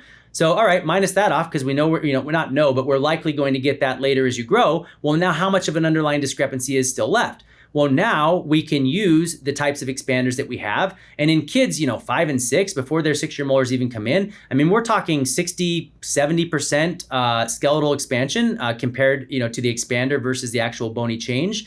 The level of orthopedic expansion is much, much better. So, and in addition to getting what I would consider is a higher quality of expansion, meaning that, again, the looser those sutures are, the closer you're going to be to mimicking what nature would have done when you expand.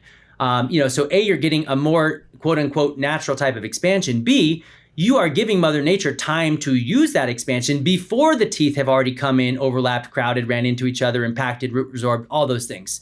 And so you're reducing the risk, and this is well documented in the literature. If you expand at an early age before the permanent teeth erupt, the permanent teeth will erupt straighter in general, and you will have less incidence of things like root resorption and impaction of teeth. So that's not disputed.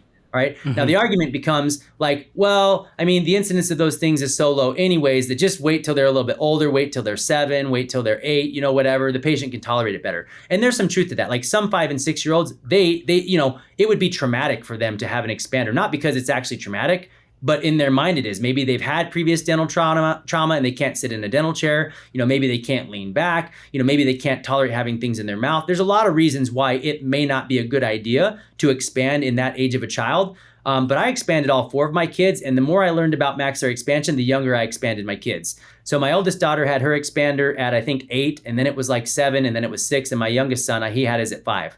And if I could go back and expand all my kids at 5, assuming that, they were on board and able to tolerate it and not, it wasn't going to be a traumatic thing for them, that's what I would do.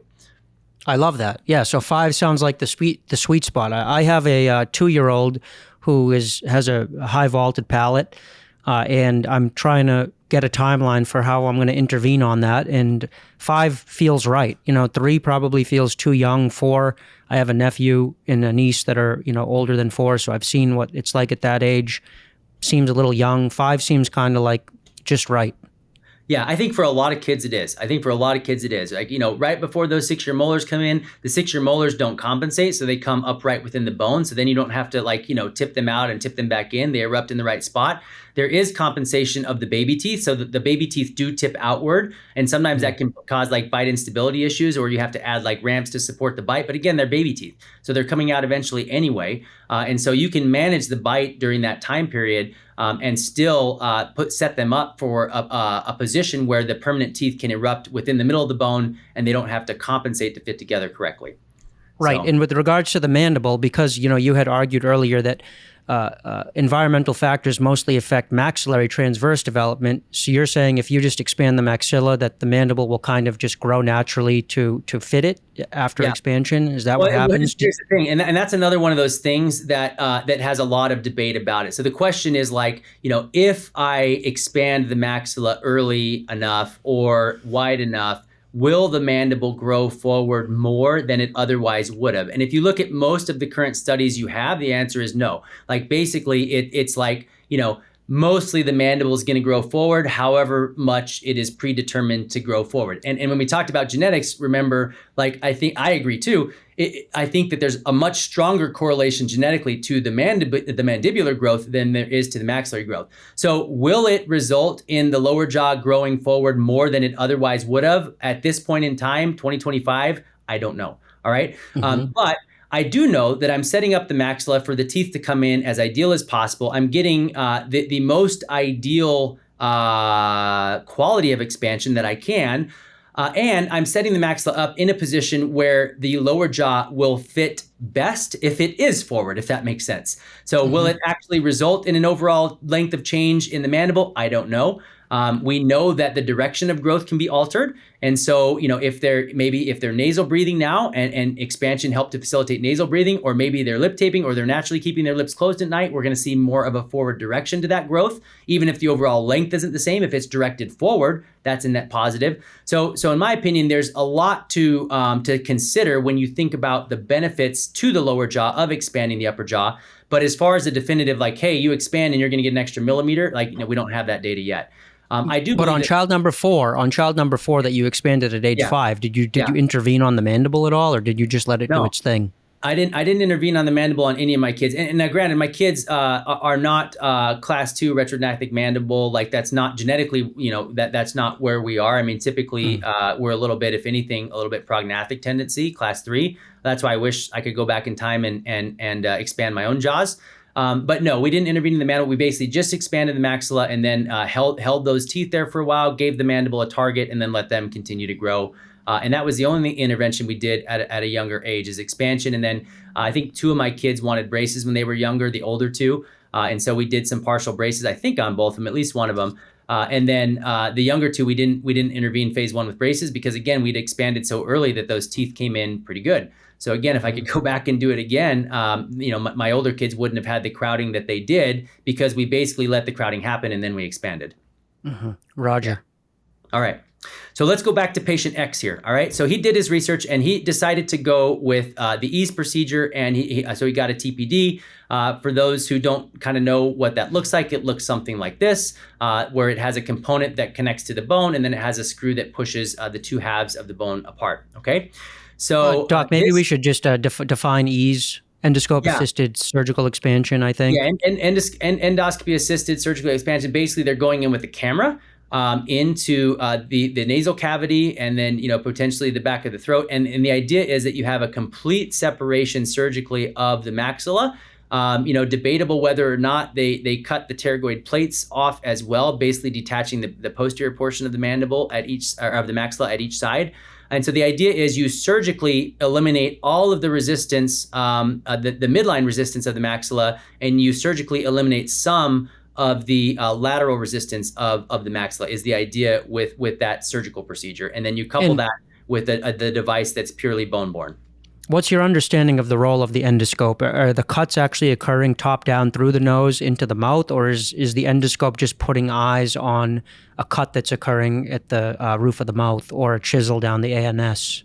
Yeah, unfortunately, this procedure is not well published as far as the details of how it's actually performed. So you'd have to talk to surgeons who are actually doing it. But from my understanding and from what I hear, most of the cuts are typically done from the mouth side, and then the endoscopy portion of it helps to visualize, where that tip of the burr actually is in relationship to the bone, and is it at the very end of the soft tissue? I think a lot of this is done with piezo. So piezo, as you may know, is really good at cutting bone, but it doesn't tend to puncture through soft tissue very easily. And so if you're looking up in the nasal cavity and you get through the bone, you might see that soft tissue start to move, and then okay, I'm all the way through the bone. That's my understanding of it. Again, I'm not the best person to opine on that because I've never done this procedure. I'm not a surgeon. I don't do this procedure.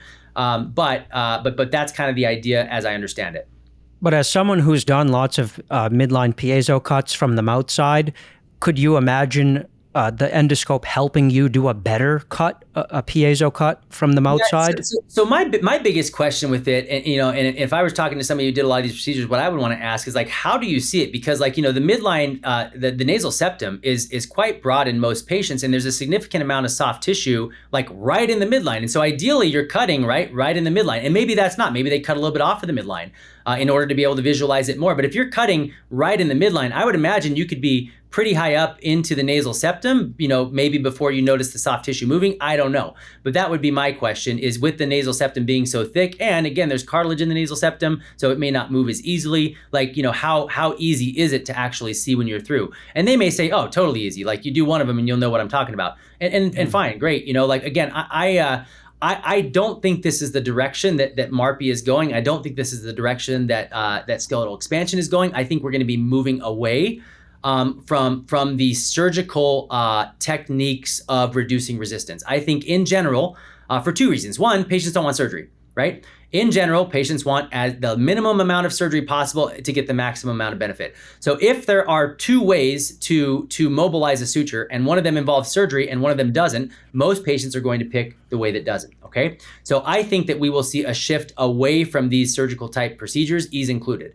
That's my opinion. Again, you can talk to ease people and they may talk all day long about the, like, oh, we get the posterior expansion more, blah, blah, blah, blah, blah. Well, I've seen plenty of ease before and after cases at this point, and I've seen plenty of MARPE and custom MARPE and MSE and FME, and we're going to get into the weeds of the quality of expansion. I do think it's important.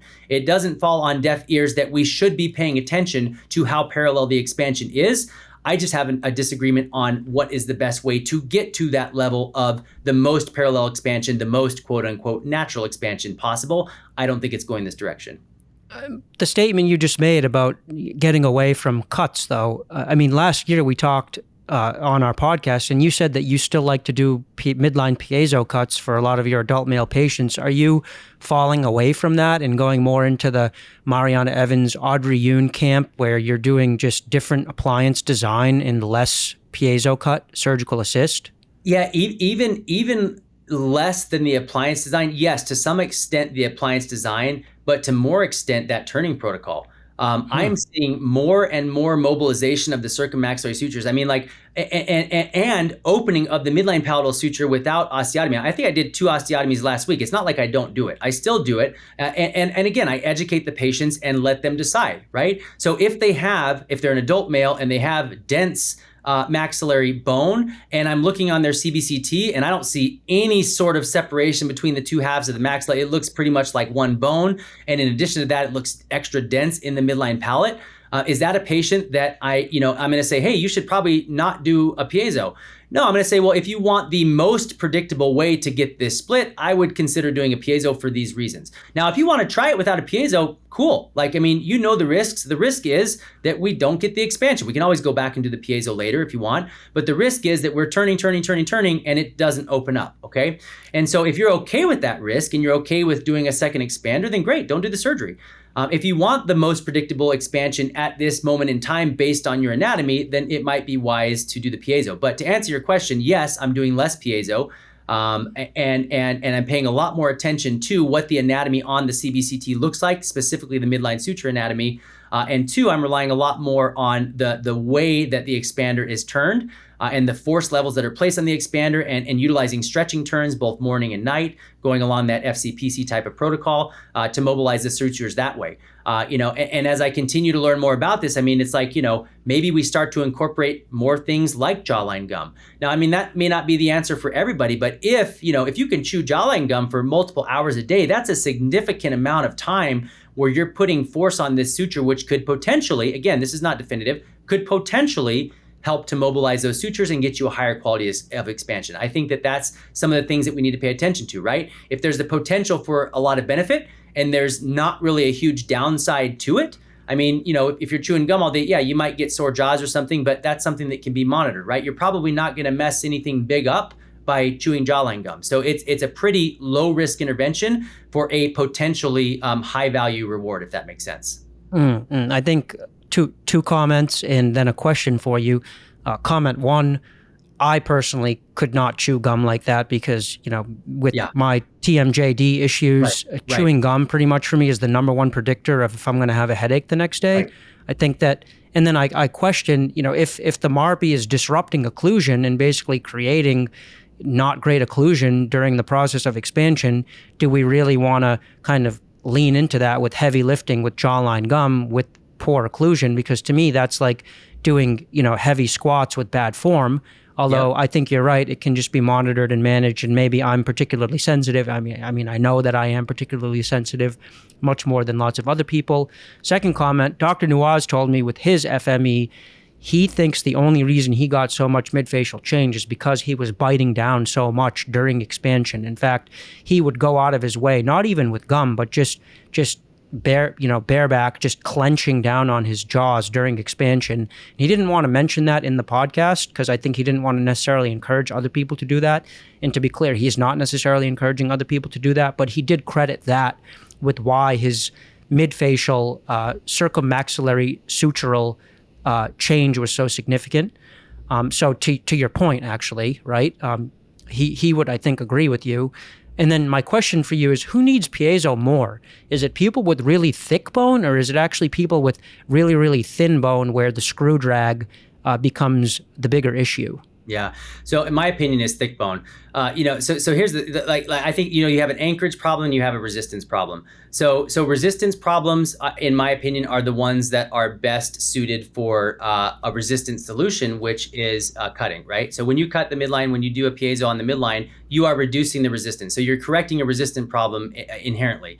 Now, can you lower the resistance to kind of get through an anchorage problem? Yes. You can, right? Because now the anchorage requirements are lower because you reduce the resistance. But ideally, if there's an anchorage problem, I want to address that with anchorage, meaning more TADs, maybe incorporating some of the teeth. I would rather address that via an anchorage problem, or both, right? I mean, but my go-to starting point is like, if it's an anchorage problem, address the anchorage. If it's a resistance problem, address the resistance. But you could do both for sure. Going back to your point about TMD patients, I think it's a really good point. Like, if you're actively having jaw symptoms, jawline gum is a terrible idea, right? I mean, that would be like the last thing that you'd want to do. If you've had a history of resorption of your jaw joints due to, parafunction, jawline gum is a terrible idea, all right? So, but if you have healthy jaws, healthy joints, you're not at a high risk factor for either of those things, then, potentially you have possibly a bone-borne expander, there's a couple benefits. One, you might get the mobilization of those circummaxillary sutures, which could, again, potentially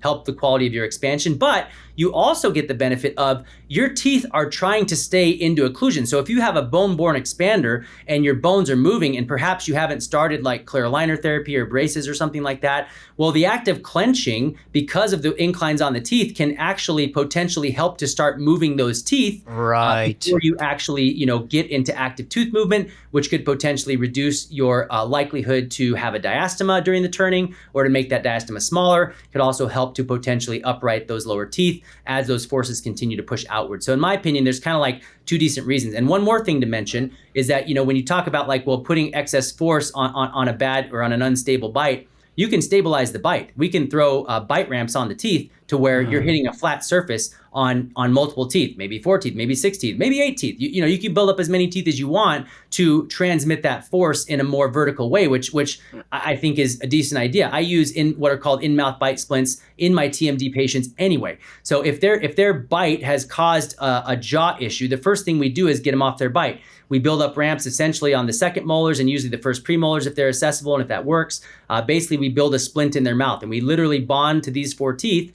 And we have a support, and then we dial in the occlusion so that they're hitting evenly on 2 spots on the right and left, forward and back, and that essentially stabilizes their occlusion so that their jaw can then relax and it's not being forced into any certain position. You could do that on more teeth if you wanted even more stability in order to be able to transmit the forces of occlusion and of chewing, to the jaw while you're doing expansion. So there are ways to manage that, is all I'm saying. Touche. Yeah. Around the question of a thin bone screw drag problem versus a thick bone sutural resistance problem, would you say that custom MARPE, and this is a little bit foreshadowing into our discussion of custom MARPE versus FME, which I think will occur a little bit later, but do you think that custom MARPE, because of the transverse TADs and tooth anchorage, is often a better solution than FME, which purely has more midline anchorage, at least in the current version, the 4.5? For those, Pringle, thin potato chip, palatal type patients, do you like the custom MARPE better?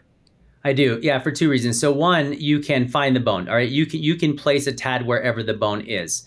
2, you can incorporate the teeth. So I mean, this doesn't get said enough in my opinion. Like, everybody's like, oh, I don't want to be on the teeth. I don't want to be on the teeth. Okay, you can be on the teeth, at least for a little while you're getting that initial split. Like, if you've got plenty of bone and you can afford a little buccal movement of the teeth. Now, if you've got recession on the facial of all your teeth, okay, maybe you don't get on those teeth. But if you have support, that's 4 teeth or more roots that can be helping that bone to overcome that initial midline resistance. Again, the resistance is highest until we overcome that midline resistance. So to answer your question, yes, you can incorporate teeth. Yes, you can put TADs wherever you need them. And for an anchorage problem, I think that's a better solution for an anchorage problem. Yes. Thank you. All right, perfect. Okay, so let's look at, go back to patient X. All right, this is the actual TPD that was placed, and this is the actual expansion that he achieved. So this is the superimposition showing the before and the after. What are you observing? A small split. Okay, we see a small split in the midline. We see a little bit of change in the zygoma, maybe a little bit more on the left side than the right side. How would you describe the dimensional stability of this particular expander in this particular case? Yeah, what I'm seeing is on the patient's right, I'm seeing am I seeing a little bit of dento-alveolar sort of bending, and then the appliance is sort of no longer straight with the bite line anymore? The appliance is kind of twisting up or following the dento-alveolar bending, so that if the expansion were to continue, the left side would come down and the right side would sort of not move, or would sort of not go up because there's nowhere for it to go. But this would lead to an asymmetric expansion potentially? I definitely think yes. I think it would lead to an asymmetric expansion. Now, the part about the dento-alveolar bending, I'm not sure that this appliance was in there long enough to cause a significant amount of dento-alveolar bending. So when I think about dento-alveolar bending, I'm thinking about this whole area here, like significantly bending outward. And when I look from before to after, like I'm not seeing a ton of bending. I'm actually seeing a little bit of uprighting of the tooth, which could be due to two reasons. One, it could be a little bit of expansion, and then, the forces of the cheek move it back, or maybe more likely, we can see what looks to be a little bit of anchorage failure here. You can see that where the TPD is placed initially on the bone is further away from the tooth, and then where it is at the end, you see it almost pushing into that palatal root of that tooth. It's a lot closer to it. And so, maybe pushing on this root caused that tooth to move because the expander kind of pushed through the bone in that area, if that makes sense. Yes, but either right. way, when you look at the force that's applied here, and you compare at the beginning, and you compare that to the force that's applied here as that expander changes, those forces are different. And if you have a different force placed on the same jaws, the movements that you get are going to be different. So to your point, yes, I think you are at a high risk of asymmetric expansion, in addition to potentially dental problems, tooth problems, root fracture problems, things like that, if you continue to turn that expander. And so so that was their initial expansion there that happened with the ease procedure. So then patient decided, okay, well, I'm gonna get an FME, and we're gonna see, now that everything has already been cut, hopefully the resistance is taken care of, and we're gonna get an FME, and we're going to expand, and that's going to be what happens. And so that was the idea. Ideally, the FME is more dimensionally stable. We're going to talk a lot about that. And so that was what this patient did. But something interesting happened to this patient. They had a side effect that dealt with their eyes after they had the FME installed. And what happened is they actually went a little cross-eyed, and they were having trouble with their vision, with their balance. A lot of people don't know that vision can be related to balance. It can also be related to even things like tinnitus, and also your perceptual awareness. And so a lot of patients don't rule that out. So he started to have vision problems immediately after the FME was placed, and he's like, well, that's weird. Like, what's going on? And he didn't know at the time. So he just, he waited, he saw his eye doctor, and they were kind of just waiting to turn to see, like, okay, well, let's see if this gets better. And it didn't, but his eyes started to go cross-eyed a little bit. And then he'd had trouble looking in mirrors, a little bit of just trouble with perceptual ability in general. Like his vision was just off, and his eye was slightly cross-eyed on the left side. Okay. So fast forward, he was able to get a definitive diagnosis via an MRI and an ophthalmologist of cranial nerve 4 palsy, or the trochlear nerve palsy. Okay. So what is cranial nerve 4? All right. So cranial nerve 4 originates in the brainstem and goes forward. This is, of course, the top of the skull. It enters the orbit through the superior orbital fissure, which is kind of like what you're seeing here. Okay. Basically, they're saying that there was some type of paralysis of that nerve. Now, this was the first case that at least his eye doctor had ever seen or heard of where this complication was associated with maxillary expansion ever. Okay. So by the time that we're talking about this, he's asking, my opinion is, well, how could this have caused this? And I'm like, well, I don't know. Let's take a look and see what we can see.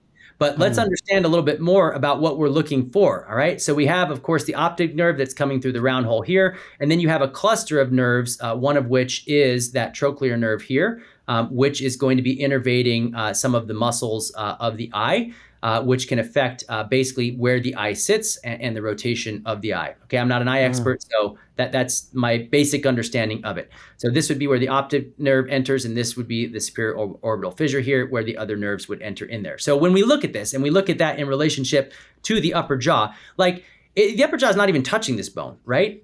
I mean, but the upper jaw is touching bones that are touching bones that are touching that bone. So is it out of the realm of possibility that that could happen, or that there could be some change in this area with maxillary expansion? No, it's not out of the realm of possibility. Now, what we're thinking and what we know now is like, hey, well, the more mobilized that these sutures were before force levels were increased, probably the more likely that they would have been to move at these earlier areas in sutures versus ones that are potentially further back. So we're going to look at the superimpositions and see if we can like opine what might have happened. All right, so again, here is that superior orbital fissure there, and this is in relationship to the pterygoid bones here. So, and then this is like cell of the pituitary gland. So again, we're trying to figure out, was there a change here? And I'm showing you this image here because this is kind of like the picture of what we're going to be looking at when we look at the superimposition to see what changes happened. So this is that superimposition, and this was taken immediately after the FME was placed. So there's a pre-FME, and then there's an FME activation. So the way that this was done is that the practitioner placed the FME, and then they activated the FME on the table, and we can look and see like how much that was activated. So let's play through this here. So when we look at the changes that actually happen, all right, so first we will look at the volumetric view here, and this is again how this is done. You're first going to orient the images, and then what I want to do is I want to just get a sense of what is the overall level of expansion between those two things, like how much did it actually expand? So we're going to see here as this starts to play, these are the changes. You can see that opening up just a little bit. So this expansion was done at one moment in time. Okay, so you can see the extent at which the expander was activated. Before, there's no expander, and then after, the expander is in there and it's activated. So you can see the change, and we tried to measure it out probably somewhere between 0.5 millimeter and 1 millimeter. But remember, this is happening at one moment in time. So this was basically while he was having the procedure done, right afterwards they activate it, and this was the amount of change that they saw. So you can see here again the diastema change. These images were taken the exact same day. Okay, so roughly 3 to 6 turns of the FME at the time of the surgical release. It's hard to say exactly how many turns because again, the bones won't always move the exact amount of turns, but probably, my guess is probably 3 to 6 turns. Coincidentally, you can see his mouth was hanging open in the after image, just so you know. But now we're gonna scroll through right here and follow me here because we're gonna try to find that same area in the skull where that trochlear nerve would be entering into the orbit. And we're gonna see if we can see anything different. But first, we can see here the cross sections, okay, maxilla widened a little bit. You can see even movements of the cheekbones. Again, like all of the bones are moving, right? So we know that, skeletal orthopedic change is happening. And probably not a lot of remodeling at the circummaxillary sutures because this is one point in time. So follow me here. We're looking at the canal that has the optic nerve down here and then the superior orbital fissure. Now look at these two kind of like halves of the bone. This is the best view I could get of it to try and demonstrate like is that moving or not? And this is the patient's right side and this is the patient's left side here. So that's what we're going to focus on as we look at those superimpositions to see like, is there some explanation here? So when we look at that, you can see this is the after. This is, and then the before, these two bones do appear, before, after, do appear to be slightly closer together on the left side and actually slightly further apart on the right side. You can see here they open and here they kind of close. Now again, this is the first superior orbital superimposition that I've ever done. So is this reliable? Is this accurate? I don't know, but it does appear that it looks like this area is a little bit more constricted and this area is, if anything, a little bit more expanded here. You can definitely see the expansion happening here, and it appears to be the opposite on this side. Now, why did that happen? I don't know.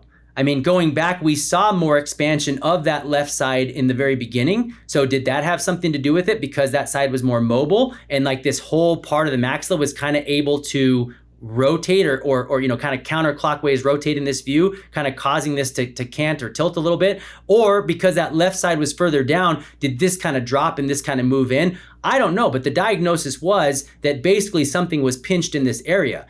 And so again, like unless you can go through and see, I mean, This evidence doesn't definitively say this is what caused it, but it does at least provide some sort of, it adds up, right? It's like, okay, well, if they said something was pinched in this area, the two bones that make up this area appear to be a little bit closer together in this area. Yeah, that kind of makes sense. Okay. So again, this wasn't discovered until later. So what did he do? All right, he waited a few weeks, and then he decided, he still wants his expansion, right? So then he decides to turn the expander, and then, you know, hopefully the symptoms don't get worse, right? So he turns his expander. So now we're gonna see the superimposition of him turning his expander. So when we look here, we see, again, the expansion that happened. So I'm gonna actually fast forward just a little bit through here. Yeah, okay, there we go. All right, so again, this is after all the turns were completed. I think he turned for about 2 or 3 weeks only. All right, so we can see here the changes. Again, a little bit more expansion on the left side than the right side. And you can see that kind of moving a little bit more mobilization. Again, this is the reason why I think mobilization of those sutures is so important, because the more mobilization there is in general, the closer it becomes to kids who have mobilization at every suture, right? So here you can see the additional split from before it was placed until after it was fully activated. You can see a little bit more than in the activation before. And while he's turning, the symptoms weren't getting better, and they started to get just a little bit worse. Okay. And so at that point, he was like, you know, very concerned. Again, he's meeting with his eye doctors, trying to figure out what's happening. But you can see the definitive more movement on the left side compared to the right side. And as we point that out, Doc, point out the movement on the left side where we think the culprit nerve compression is occurring. Well, okay, so here it's harder to tell. They look more symmetrical at the level of the teeth. But yeah, the nerve it hasn't showed up quite yet. Let me get to it. Yeah, let's see.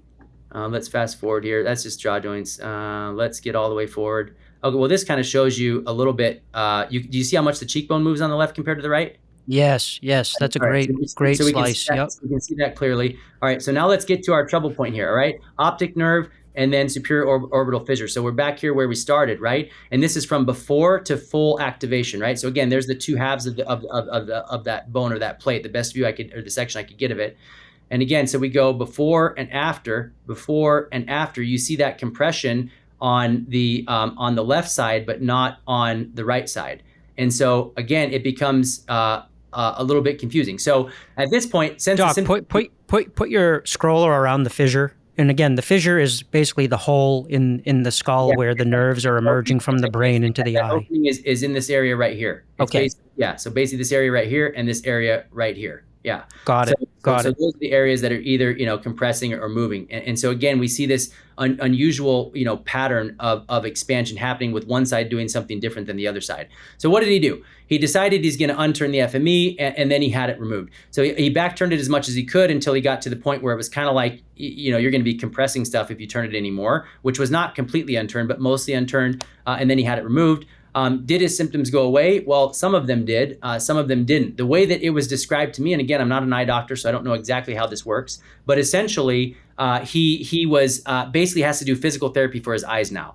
And so something about the way that the nerve innervates the muscle, and then it causes the paralysis, and then essentially there's like a memory, like, you know, we have memory mastication, and it takes a minute, like when your bite is changed, to restore your masticatory function. Same idea, I think, but related to the eyes. So he still has a little bit of cross-eyed, a little bit of difficulty looking in mirrors, but it is better. And then we went through and looked, and we don't have to spend all the time in this, but long story short, when we looked through the sections afterwards, we didn't really see a huge change back to where that opened up. It kind of just stayed where it was, for lack of a better description. So this is, you know, after the expander came off and then turning back, you can see the bones moving back there now in this image here.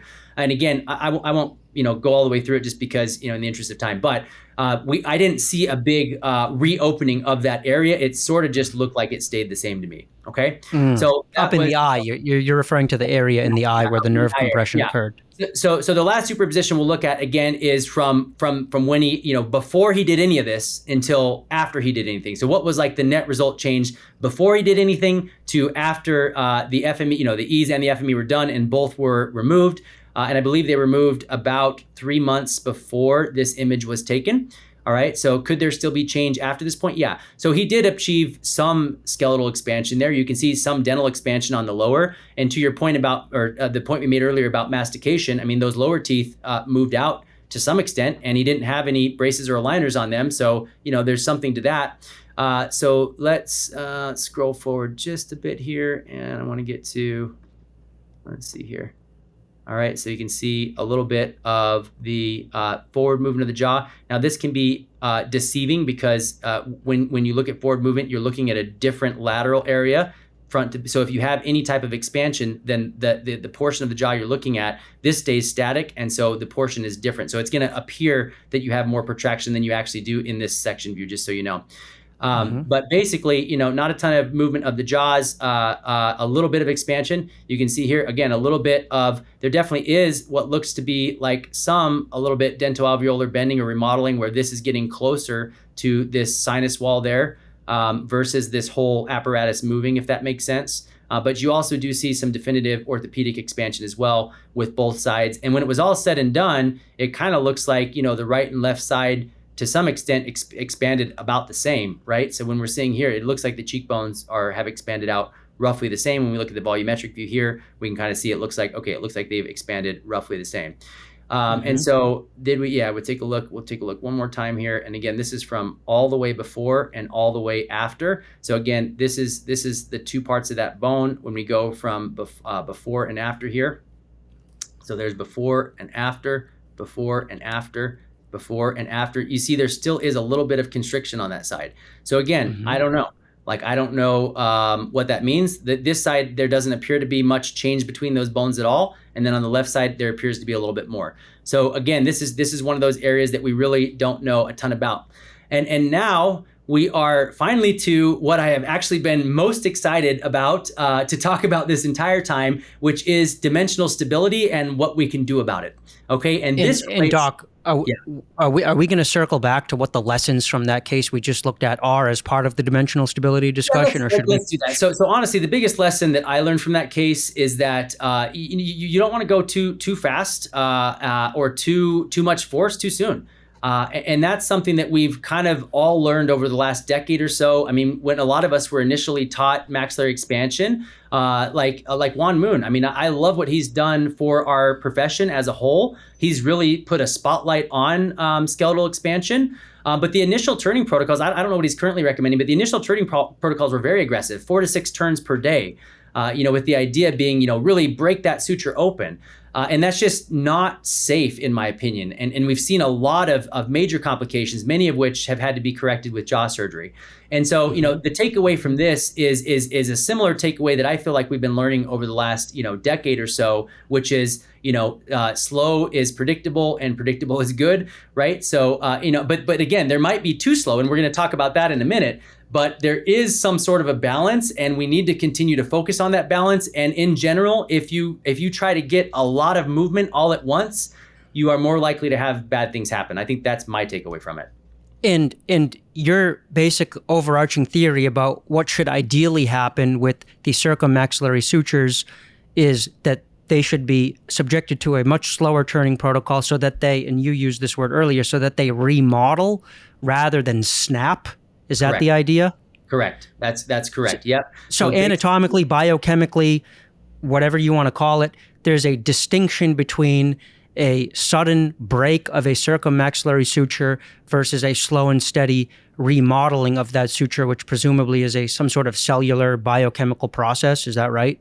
That's 100% right. And so if you're listening to this podcast and you have had a fracture, a diagnosed fracture due to MARPE, throw it in the comments if you want. Or if you don't want to share, that's fine. But I'll bet you'll have a bunch of comments that talk about just that. Like, oh my gosh, I was turning and then one day I felt this snap. I heard this snap. I was like, what was that?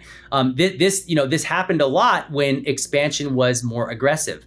And so I've always been a little bit more on the cautious side as far as the turning protocols go. Thankfully, I don't know of any, actual fractures in any of my cases. That being said, I look at my cases a lot more closely now than I ever have before. The more I've learned, the more I've learned that I needed to have a closer eye on things. But as far as I know, I don't know of any cases that have had actual fractures where we didn't want them. But there are plenty out there. And when you talk to these people, that's what they say. It's like, oh my gosh, I was turning, then all of a sudden I felt this snap. And a lot of times it's like immediate pain. Sometimes it's swelling in the area. So to answer your question, yes, there's a big difference between breaking a suture compared to having mobilization of the suture, where you have essentially what I would call some type of functional remodeling. where, basically slower pressures, maybe more frequent over time, but less pressure overall, results in this area of bone activity that can result in allowing those bones to bend and remodel to some extent versus snap. And like histologically, like if we were to look at the tissue that's at a suture, at the joint between two bones at the suture, is it different at the cellular level than the basal skeletal bone that's on either side of that suture? And whatever that cellular composition is it more predisposed to being able to actually be changed even in an adult under slow, steady pressures?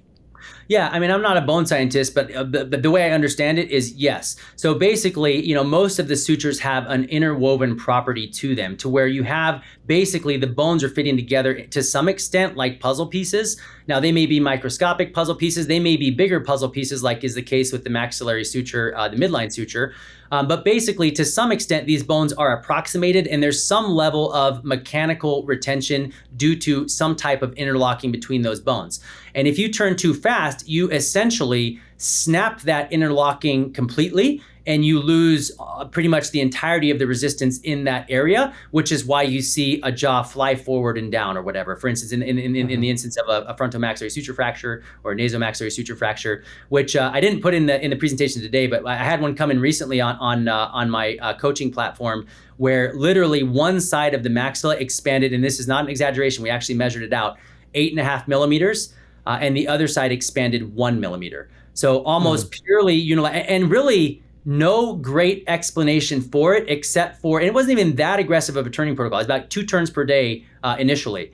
So again, like that compared to the 4 and 6 and 8 turns that were recommended a decade ago, 2 turns per day. Again, I do like 1 swing, which if you're talking about a tiger screw is like 1/2 of a turn per day. So that 2 full turns could be a little aggressive, but that's the only thing that accounts for it. There wasn't like a tad misplaced. The design of the expander looked good from what I could tell. But obviously the expansion was very asymmetric. Now, luckily this practitioner caught it, before it had been 8 months or a year, where you can have a very difficult time back turning and recovering from something like that. And those are the cases that need surgery, right? If you push it out, you break something, you don't notice the asymmetry until later. And then it's been, 5, 6, 7, 8, 9, 10 months. And now you can't back turn because you back turn and there's already stability at that new location. And so, yeah, it is important. It's worth discussing. So the way that I understand it is like when we put forces on these circummaxillary sutures, we need enough force to mobilize them in some extent. Like we need those puzzle pieces to get loose, right? We need them to start having the ability to, fit in more ways than one, if that makes sense. But we don't want to break the puzzle pieces completely, right? We want just like, it's basically like you want one edge of the puzzle piece a little smaller than the receptive end. Like if you try to pull it straight out, it's not going to come all the way out, right? But you can kind of move it a little bit and it still fits within that, in that cutout. Does that make sense? Yes. Yeah, so that's the way that I think about it. Okay. And in terms of patient X, before we move on from patient X, the patient X essentially had a perfect storm for a circummaxillary suture fracture.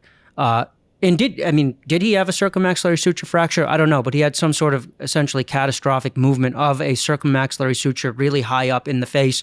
And was that because of a perfect storm of really, really strong appliance, really, really deep surgical assist with ease, and a lot of turns all at once? In my opinion, yes. Like if someone said, hey, you have to come up with the best explanation for this, that would be what I would explain. Do I know that for a fact? No. I mean, like I say, I'm opining based on the evidence that I see in front of me. But yeah, I don't have all the evidence. So I really don't know 100% for sure, but that was what makes sense to me. Circummaxillary suture fractures are very hard to detect, especially in the beginning stages of expansion, like 1 millimeter, 2 millimeters. You typically won't see it on an x-ray. The patient may or may not feel it. He didn't report feeling anything off. So it could have been a fracture that was just not really detectable on the x-ray or that we couldn't find on the x-ray, or it could have been just like a hypermobilization of certain sutures, but not other sutures, if that makes sense. And for whatever reason, the way that the resistance formula worked out, it caused the maxilla to rotate in a way that caused that one side to pinch and the other side not to. Yes. Yeah. And from a historical perspective, if we look at the trajectory of the skeletal expansion field over the last, let's say, 7 years since I discovered MSE in 2018, back then, like you said, Dr. Juan Moon's protocol was just when you think you should stop turning, you should turn more. I mean, when I did my MSE Type 2, the idea was 5 turns per day, right? And I had actually a pretty wonky expansion. Back then, appliances were pretty weak and flimsy. MSE Type 2, I mean, compared to, say, an FME, looks like a paperclip, right? And back then, maybe the idea was we really need to compensate for the weakness of the appliance and the lack of piezo cuts with lots of aggressive turning, because maybe we fear that we can't break the mid-palatal suture otherwise. Since then, we have stronger appliances. We have things like piezo cuts. We have things like ease. And now to take that same aggressive turning protocol into an era of strong appliances and surgical assists is dangerous. And hence the transition from MARPE to MASPE. Maybe it's worth mentioning that distinction now, as it came up in the first ever MARPE symposium that you guys hosted back in April. There was this discussion of renaming MARPE to MASPE, which is to say, micro-implant assisted slow palatal expansion instead of micro-implant assisted rapid palatal expansion. Can you comment on that? Yeah, I mean, I do think, truthfully, I think that's a more appropriate name. I mean, even at like a half or 1 turn per day, that's still considered rapid by most of our standards. So I don't know that we have to go change the name, because at least initially, for many patients, it will be quote unquote rapid. Even if they're turning like, 3 times a week, that can be considered rapid. Slow is typically associated with 1 turn per week or less. So it's kind of hard, but but definitely. It's a lot slower than we initially thought we needed, and turning it 2 or 3 times per week after that midline suture, or maybe even once per week in certain instances, may be more appropriate than every day going on forward and forever. But this is why I am so excited and about the results that we're seeing with a more of a functional turning approach. So essentially, like not even having, I think ideally we don't even have a set prescription. The challenge is like every patient's different, and you have to explain whatever turning protocol you're going to do to the patient that you're talking to. And every patient has a differing ability to understand what the heck you're talking about, right? So we try to systematize and standardize our turning protocols so they're as easy as possible, but yet also make them in a way that, that they hopefully will produce the best quality of expansion possible. So currently, what I recommend my patients do who have MARPE is, they'll start out with, they'll do stretching turns and forward turns. That's how we break it up. So the stretching turns are always just as many turns forward as they are back. So you might turn, 2 forward and then wait 15 minutes and then turn 2 back. And they're going to do that twice a day. And they're going to wait at least 15 minutes in between those turns, right? So the idea is you're putting pressure on the suture, you're letting it sit there for a little bit, and then you're turning it back. But I don't tell them, okay, you have to do 2, you have to do 3, you have to do 6, you have to do 7. I basically say usually somewhere between 2 and 6 is appropriate, but you're going to feel it. Like when you feel that pressure, like that's what you want to feel, that it's doing its job. You're going to feel the pressure in the sutures. Like you're going to feel it kind of in your head, basically. You could probably describe that feeling better than me since you've experienced it. But you basically... Feels like getting punched in the nose. I felt a lot of pressure here. So when I wasn't expecting it, but it felt like I've been punched in the nose. It felt like getting punched in the nose. There you go. So when you feel that getting punched in the nose, feeling that pressure on those sutures, that's when you're going to let it sit. And then, 15 minutes, you're going to unturn it. And what you'll find is as you do that, now, in order to get that same punched in the nose feeling, so to speak, you might have to turn it 3 turns. You might have to turn it 4 turns. You might have to turn it 6 turns. And so I usually have them go somewhere between 2 and 6 turns.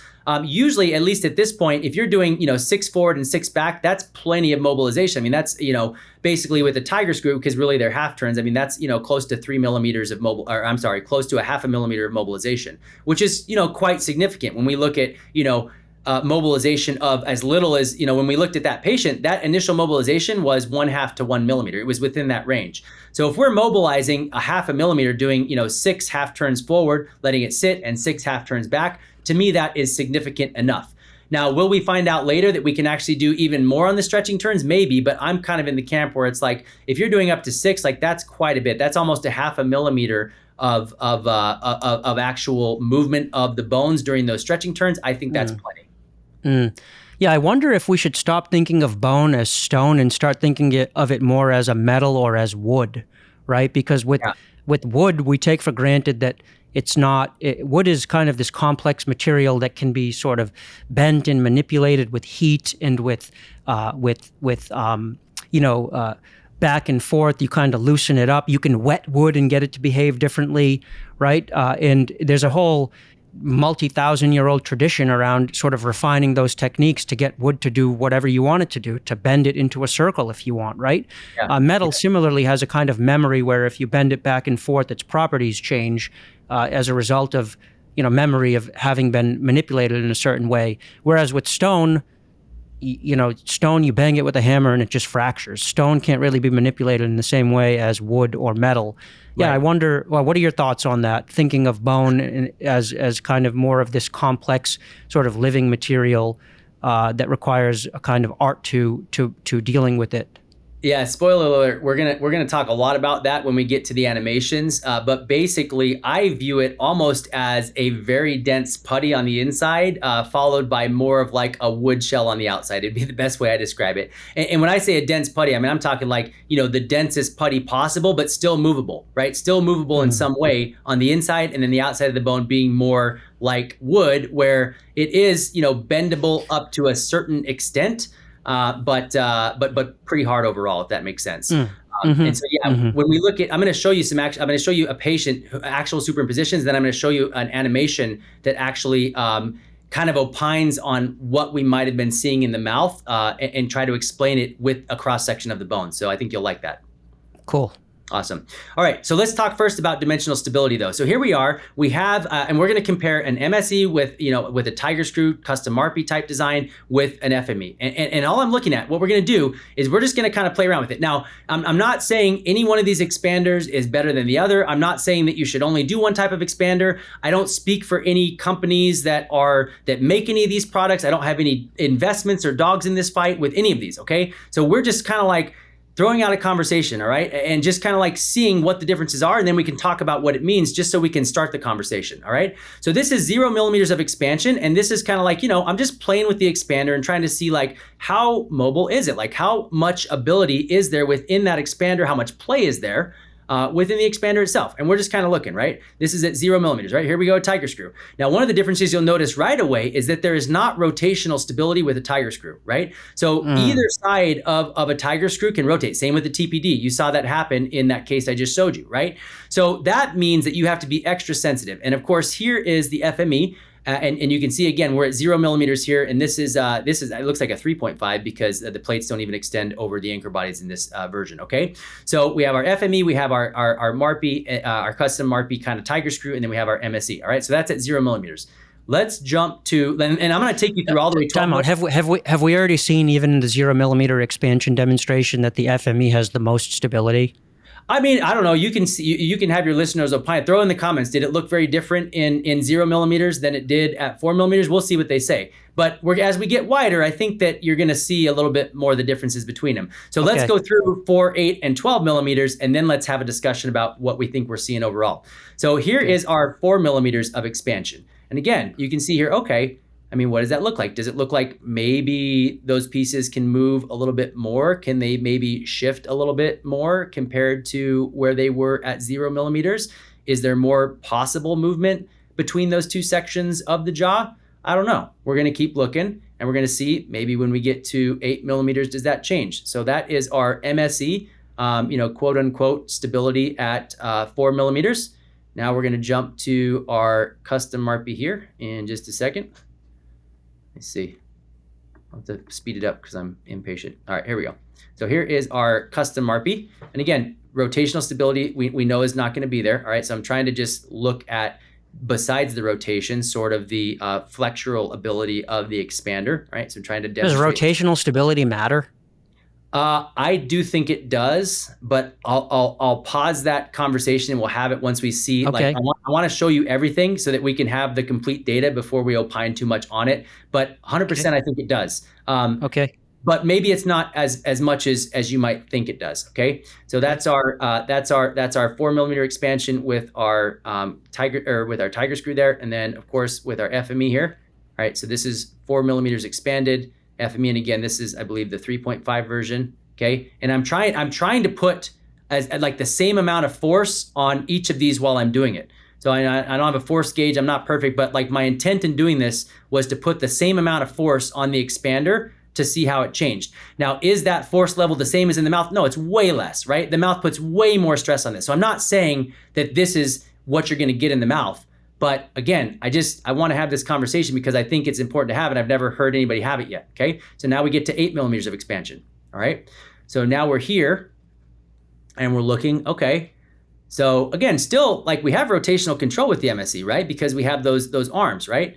So maybe we're starting to see possibly even a little bit more wiggleness as we get a little bit further out on that screw, maybe a little bit more potential for one side to move potentially different than the other side. Let's jump to our custom RP here. All right. So again, tiger screw there. All right. Obviously the rotation.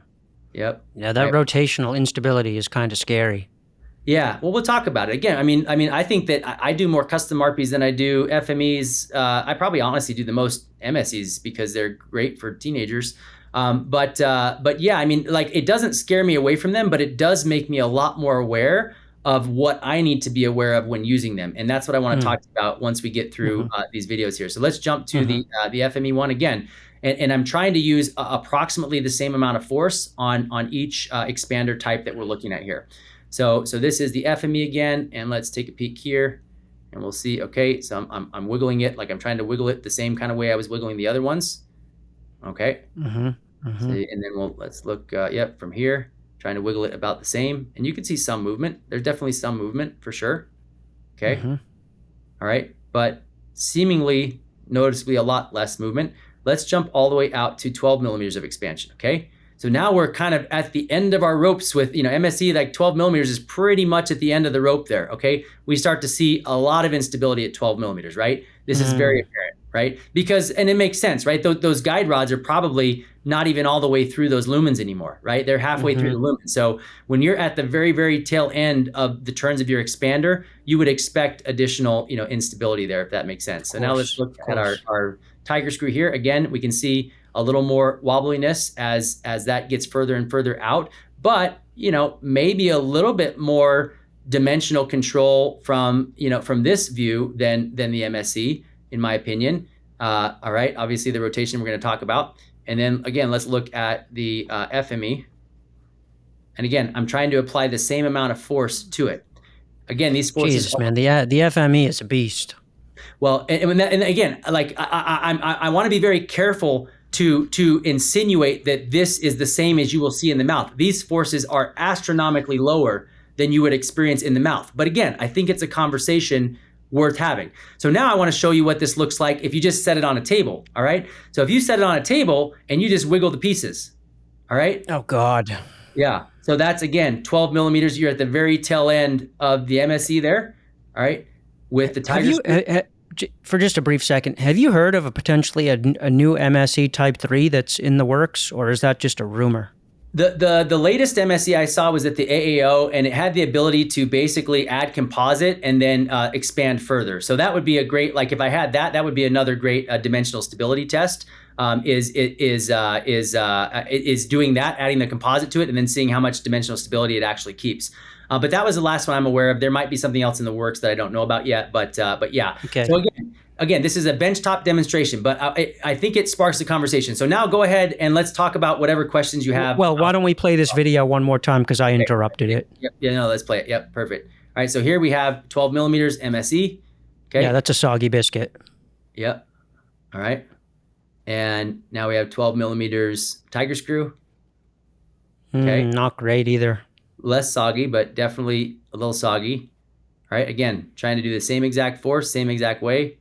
I mean, you can see it move a little. Yeah, a little bit. Yeah. FME is starting to get pushed to the limit. Right, yeah. It's just more leverage on that, right, basically? Right. And this is basically FME 3.5. So 4.5 covers the anchor bodies here. It sits over top of this. And then I'm going to show you what the Pro is, which is, ETA before the end of the year. So I'm excited about that. That's the FME Pro? Yeah, the FME Pro ETA is before the end of the year. So, and then next year we'll get the FME Pro Max. Exactly, right? Yeah, something like that. Pro Ultra, they'll have to come up with the name, I'm sure. So as we're getting closer and closer to what will probably eventually be the final design, the names are moving away from numbers. Now we're starting to name it, so it'll probably end up something like FME Pro Max Ultra V2 or something, and then we'll be good. And then we'll get like space gray, and we'll get like, the titanium blue or whatever. Exactly. Okay, any questions on this before we move forward? You talked about rotational stability. Okay, does it matter? All right, here's my opinion about this. So if you don't have rotational stability, the resistance is going to matter a whole lot more from a vertical asymmetry standpoint than if you do have dimensional stability. Said another way, like if I don't have rotational control, I need to be very sure that where I'm lining up that screw is going to be pretty darn close to the middle of resistance of the bone so that it's not going to trigger a rotation of one side of the maxilla compared to the other side, just like we saw in that TPD example, right? We saw that happen. It expanded, one side of the expander went down, the other side didn't. It caused an asymmetry. Like there was probably a difference in resistance because, I mean, as far as I could tell, it was placed normally. Maybe it wasn't. Like maybe one side of it was placed forward, one side of it was placed back, and that's what started the whole cascade. I don't know. But you have to be very careful how you place that. And that's why when I hear like people talk about the problem of asymmetry with custom MARPEs, I think that most of the asymmetry problems that you see are not because something actually broke. I mean, that does happen. You do have things break sometimes. They turn too fast, a suture breaks, you have a big complication. But I think most of the asymmetries, the mild asymmetries that we see that we end up correcting dentally, either with braces only or maybe elastics or maybe TADs if it's like quite large, is happening because of the differential movement between the bones. And that's happening in part due to the dimensional stability of the expander itself. And I see less of that with my MSE patients than I do with my custom MARPE patients. So that's not to say I still use custom MARPE. MSE or FME? Both MSE and FME. So both have those guide rods, right? So both have good or better rotational control, right? Now, again, you can argue about the MSE, the sturdiness of it, the strength of it is noticeably less. I'm not gonna say otherwise. But again, when it comes to developing an asymmetry, like if I put an MSE in a patient, and again, I mostly use these on teenagers, right? So if I put an MSE on a patient, a teenager's resistance areas are pretty even usually. The circummaxillary sutures are pretty moldable, pretty movable at that age. If I design the MSE correctly, I typically don't have problems with asymmetry at all, right? Whereas like sometimes in adults, even if I design it correctly, you can still have problems. And when you have prior surgeries, nasal surgeries, that's why, like prior surgeries to MARPE is a contraindication. That doesn't mean you can't do it, but you are affecting the resistance in some way, shape, or form, because unless whatever surgery you had resulted in the exact same cuts on both sides, and that's assuming you had symmetrical resistance to start with, like there is going to be a difference in the resistance from one side to the other, and that force is going to be pushing into the bone, into those resistance areas, and it's going to play out. Like it's going to play out to some extent. The more dimensionally stable your expander is, the less ability it has to play out in a way that moves the bones differentially. And the more of that unwanted force is absorbed by the expander itself, so to speak. So are you saying that custom MARPEs are generally designed very perfectly? They're designed to be symmetric and for the expansion vector to be symmetric, and they're placed symmetrically. The lab is doing everything it can possibly do to orient the appliance correctly. So is the provider. It's just that as forces are added during the expansion process, or we should maybe say emerging because of skull anatomy and maybe differential skull anatomy on either side, the appliance twists as a result of forces that are introduced later in a way that's impossible to predict during the planning stage, and that's where custom MARPEs tend to fail? So I think it fails at all of those points, but I think that is one of the parts that fails that I haven't heard a lot of people talk about. So I do think it fails by the lab. I do think it fails by the doctor. I do think it fails by the anatomy of the patient, and it can also fail by the cooperation of the patient, right? If they do something they're not supposed to and they go rogue and they turn it 20 times in a day, obviously it's becoming unpredictable at that point. And it can fail due to failure of the appliance itself. Force levels get too high, and the dimensional stability of that specific expander, even though normally the dimensional stability would have been fine, it didn't in that case because the force were too high. A lot of early FME failures, I would put in that category because design-wise it would have looked just like you saw here, but function-wise, because the forces were so high at that level of expansion, something gave way. That's why we have so many versions of the FME. When something gives way, they take it back to the drawing board. So I don't know if you guys know, that company's been around for 9 years. This is a medical device company. This is not like let me pop up and try to capture all this market share. Like, these guys are serious about finding the optimal expander, about designing and creating the optimal expander. And they're heavily invested in doing that. And so it's like, I love that they're in this space. Like, they're not there yet, right? They are not there yet. I mean, we could probably, there's been less than 1,000 for sure FME patients in the world, right? Probably less than a few hundred. And so, like, they're still in the development process, all right? So if you want an FME, just know, like, we know what we know about it, but there's still things that we don't know. And as we learn, the design changes, which in my opinion is very good. Now, to your point about, like, the doctor or the lab messing it up, like, if you don't believe that, talk to any new lab that's been in this space. Like, there is a learning curve, right? And so that's why a lot of practitioners use labs in this space who have been doing this for a little bit longer, because they do learn the hard way things that can happen when the screw is set wrong. But the promising part about this is now I'll actually set the screw intentionally asymmetrically in order to correct an existing asymmetry, right? So if we have a canted maxilla, or then we can actually set one side of the expander lower compared to the other in an attempt to actually correct the cant. And we are doing that somewhat predictably. Now, the hard part is, again, resistance is not the same in every patient, so you're not going to always get it perfect. But even if you get it close, you can manage the rest with dental movements and TAD movements. Okay. So just wrapping up this point about dimensional stability on the rotational stability of the tiger screw of the custom MARPE. 2 questions. Is that rotational stability an issue when you have the frontal maxillary suture fracture and you have that notorious dropping of one side where you get that stepwise kind of asymmetry in the vertical dimension? Is that occurring because the tiger screw is the palate actually doing this as a result of that lack of rotational stability, or is that not actually the case? Well, so the force that is coming that's causing that rotation is caused because there's a change in resistance, but the expander doesn't prevent that from happening, right? So the force would be there either way. As soon as the suture breaks, you're going to have that force of things wanting to move away from the resistance and move more downward and forward. But the expander itself, the tiger screw, does not have a mechanism to absorb that force in any way that slows down that movement. And so, yes, you tend to see more changes after a fracture with something like a custom MARPE than you would after a fracture of an MSE or an FME, in my opinion. Have you ever seen an FME cause that stepwise drop on one side of the palate as opposed to the other? That's a great question. I would say not more than about a millimeter or so. No, not ever like more than, I would say more than a millimeter. And again, I don't know. Truthfully, I have not seen a frontonasomaxillary suture break on an FME. I don't know that they may not be out there. That would be a good question for other docs who have done them. I've not had a nasomaxillary fracture in any of my FMEs.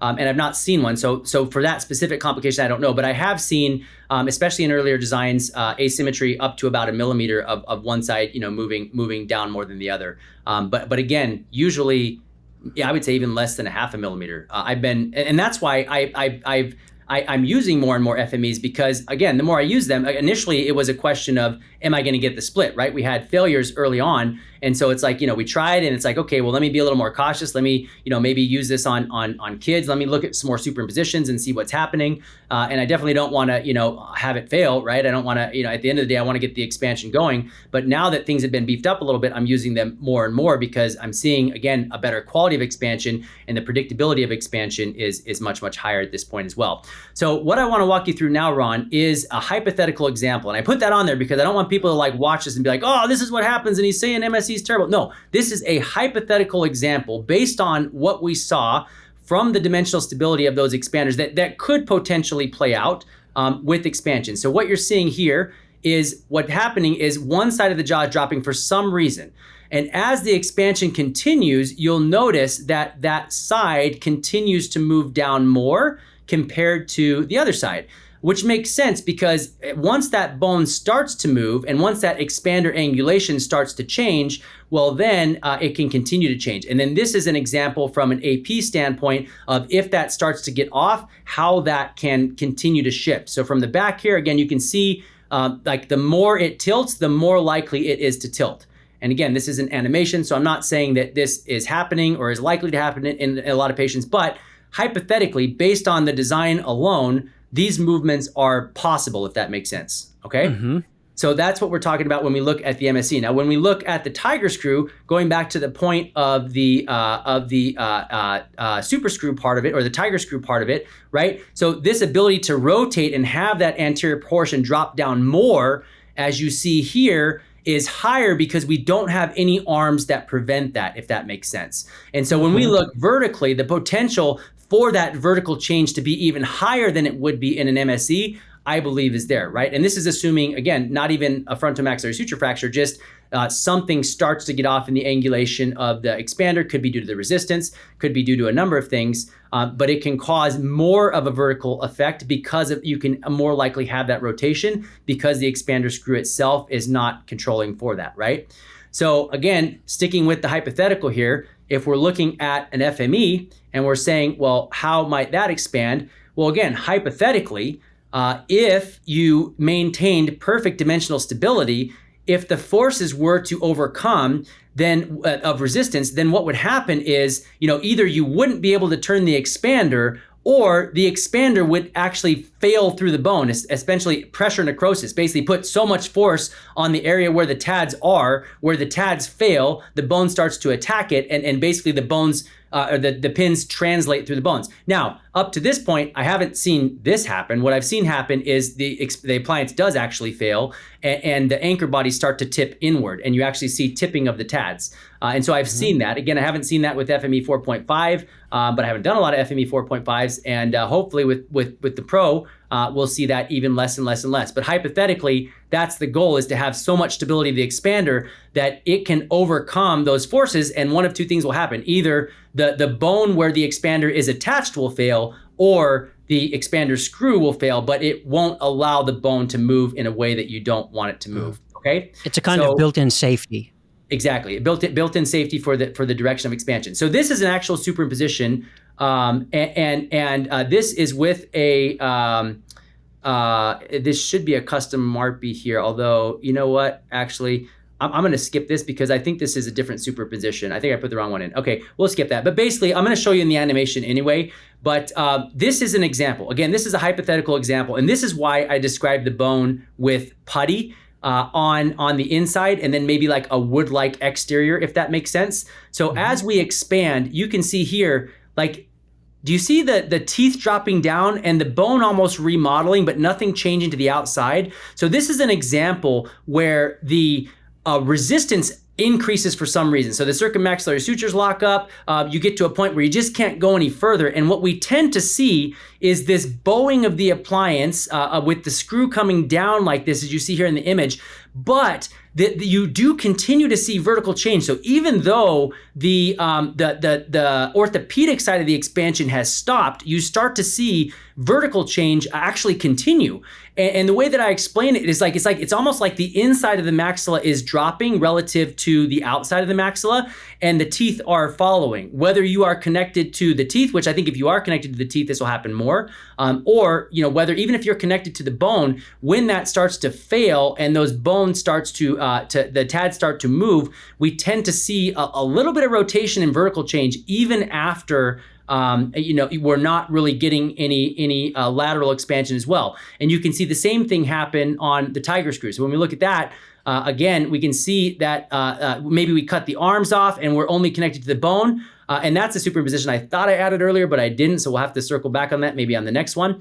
But basically, I've seen superimpositions with MSEs with tiger screws where this phenomenon takes place, where basically we're not really getting much lateral expansion, but we're still seeing vertical change of the level of the teeth as they continue to turn and turn the expander. And again, this is something that hypothetically or in theory, if you have a dimensionally stable expander, it's not that you couldn't get to the point where the resistance is too high, but when you do get to that point, it should absorb the unwanted forces, and then you either, one, can't turn it because the force is too high, or two, it basically causes the TADS to fail and maintains its parallelism, which again, I have not seen an FME design be able to take this much force and not distort, but hopefully that's what they're going for. That's the goal, right? So that's what they're trying to do.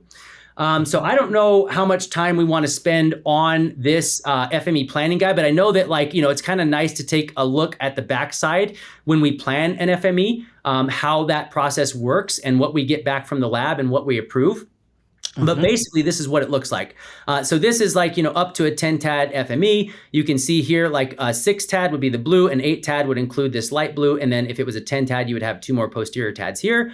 This tells you the length of the TADs. These are the different selections, the design of the appliance, P standing for protraction if you were looking at doing FMA whenever that becomes available. And then the mediolateral TADs on the 4.5 version here, which means that these front 2 will angle out a little bit here. So as we walk through this, the first thing you're going to see is kind of the overall design. This is showing us where the FME is placed relative to the midline suture. You can see here in this particular patient, the nasal anatomy is quite off. It's quite canted. And so you wouldn't want to put this FME and tilt it the same direction as the nose. That's going to exacerbate that discrepancy. So we're going to go ahead and use other skeletal landmarks to achieve symmetry here, which I'll show you in just a minute. The red line is indicative of roughly where that midline suture is. Obviously the midline suture is not straight, this red line is, but you can see here it's roughly going through PNS and ANS, even though in this particular suture it kind of veers off to that side a little bit. And this time out, Doc. Yeah. Time out, please. Yep. What I want to know is who is doing this analysis and making these decisions? Is it you or is it FaceGenix? And where I'm going with this question is lots of orthodontists are popping up and taking courses like yours or Dr. Lipkin's course or Dr. Ting's course, and they're starting to do MARPE, custom MARPE. And so patients that are looking for a local provider, right, maybe through getexpanded.org, how can they be sure that the provider that they're finding is designing the appliance with all of these things in mind? And one thing that I've fallen back on is that if FaceGenix is doing all of this landmarking and deciding on appliance orientation with respect to existing asymmetries, that's a kind of safety for patients who want to avoid getting asymmetric expansion. So my question is Partners doing this sort of same analysis? Is it provider dependent? Is FaceGenix doing this? Yep. Who's doing this? Yeah. So hopefully any lab involved in this space is doing this. Hopefully any lab involved is looking at skeletal landmarks, is looking at the forces that need to be applied to the bone based on the anatomy. But at the end of the day, the lab is always going to do what the doctor tells them to do. So to answer your question, if you're a new doc and you just send out, say, hey, I want a custom MARPE, you're basically relying on the lab to do a good job. If you don't instruct them as to what to do and they send back a case and you just approve it, well, hopefully the lab did a good job, right? And that's honestly how a lot of docs start, because they just don't know. They don't know what to ask for. They don't know what to look for. They don't know what is good, what's not good. And so, that's why, especially if you're new to this game, it behooves you to use a lab that has some experience in this space, because, you are going to be more likely to have success in a lab that has had 100 doctors call them and say, hey, this is what happened to my patient. And they're like, oh, shoot. And then they go back and look. They're like, maybe that's why that happened. So this is a team effort. We learn from the lab learns from us. And so when I send in a prescription, I'm going to tell the lab what I want, okay? So maybe I want it more anteriorly placed. Maybe I want, even a counteraction to an existing maxillary cant that I want to correct a little bit.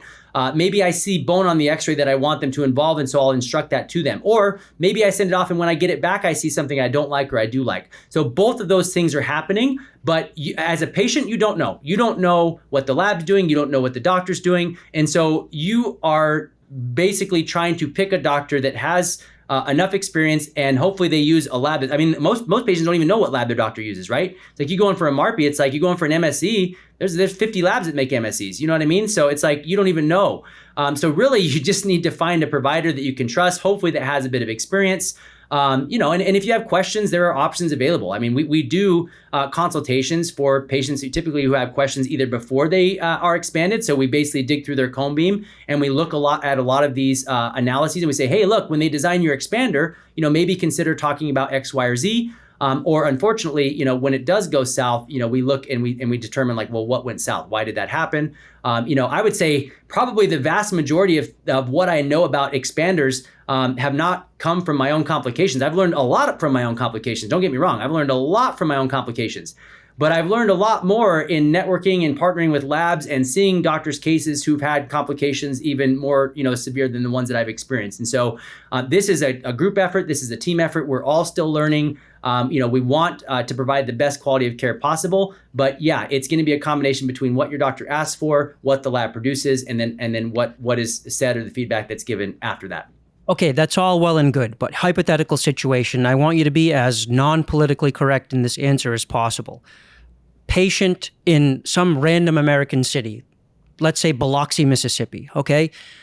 Goes on getexpanded.org, finds a provider in Biloxi, Mississippi, goes and that provider can either do a custom MARPE through, let's say, Partners Dental Studio, or they can do an FME, and that provider has no idea how to orient an appliance for an asymmetric skeleton like this patient that you just showed.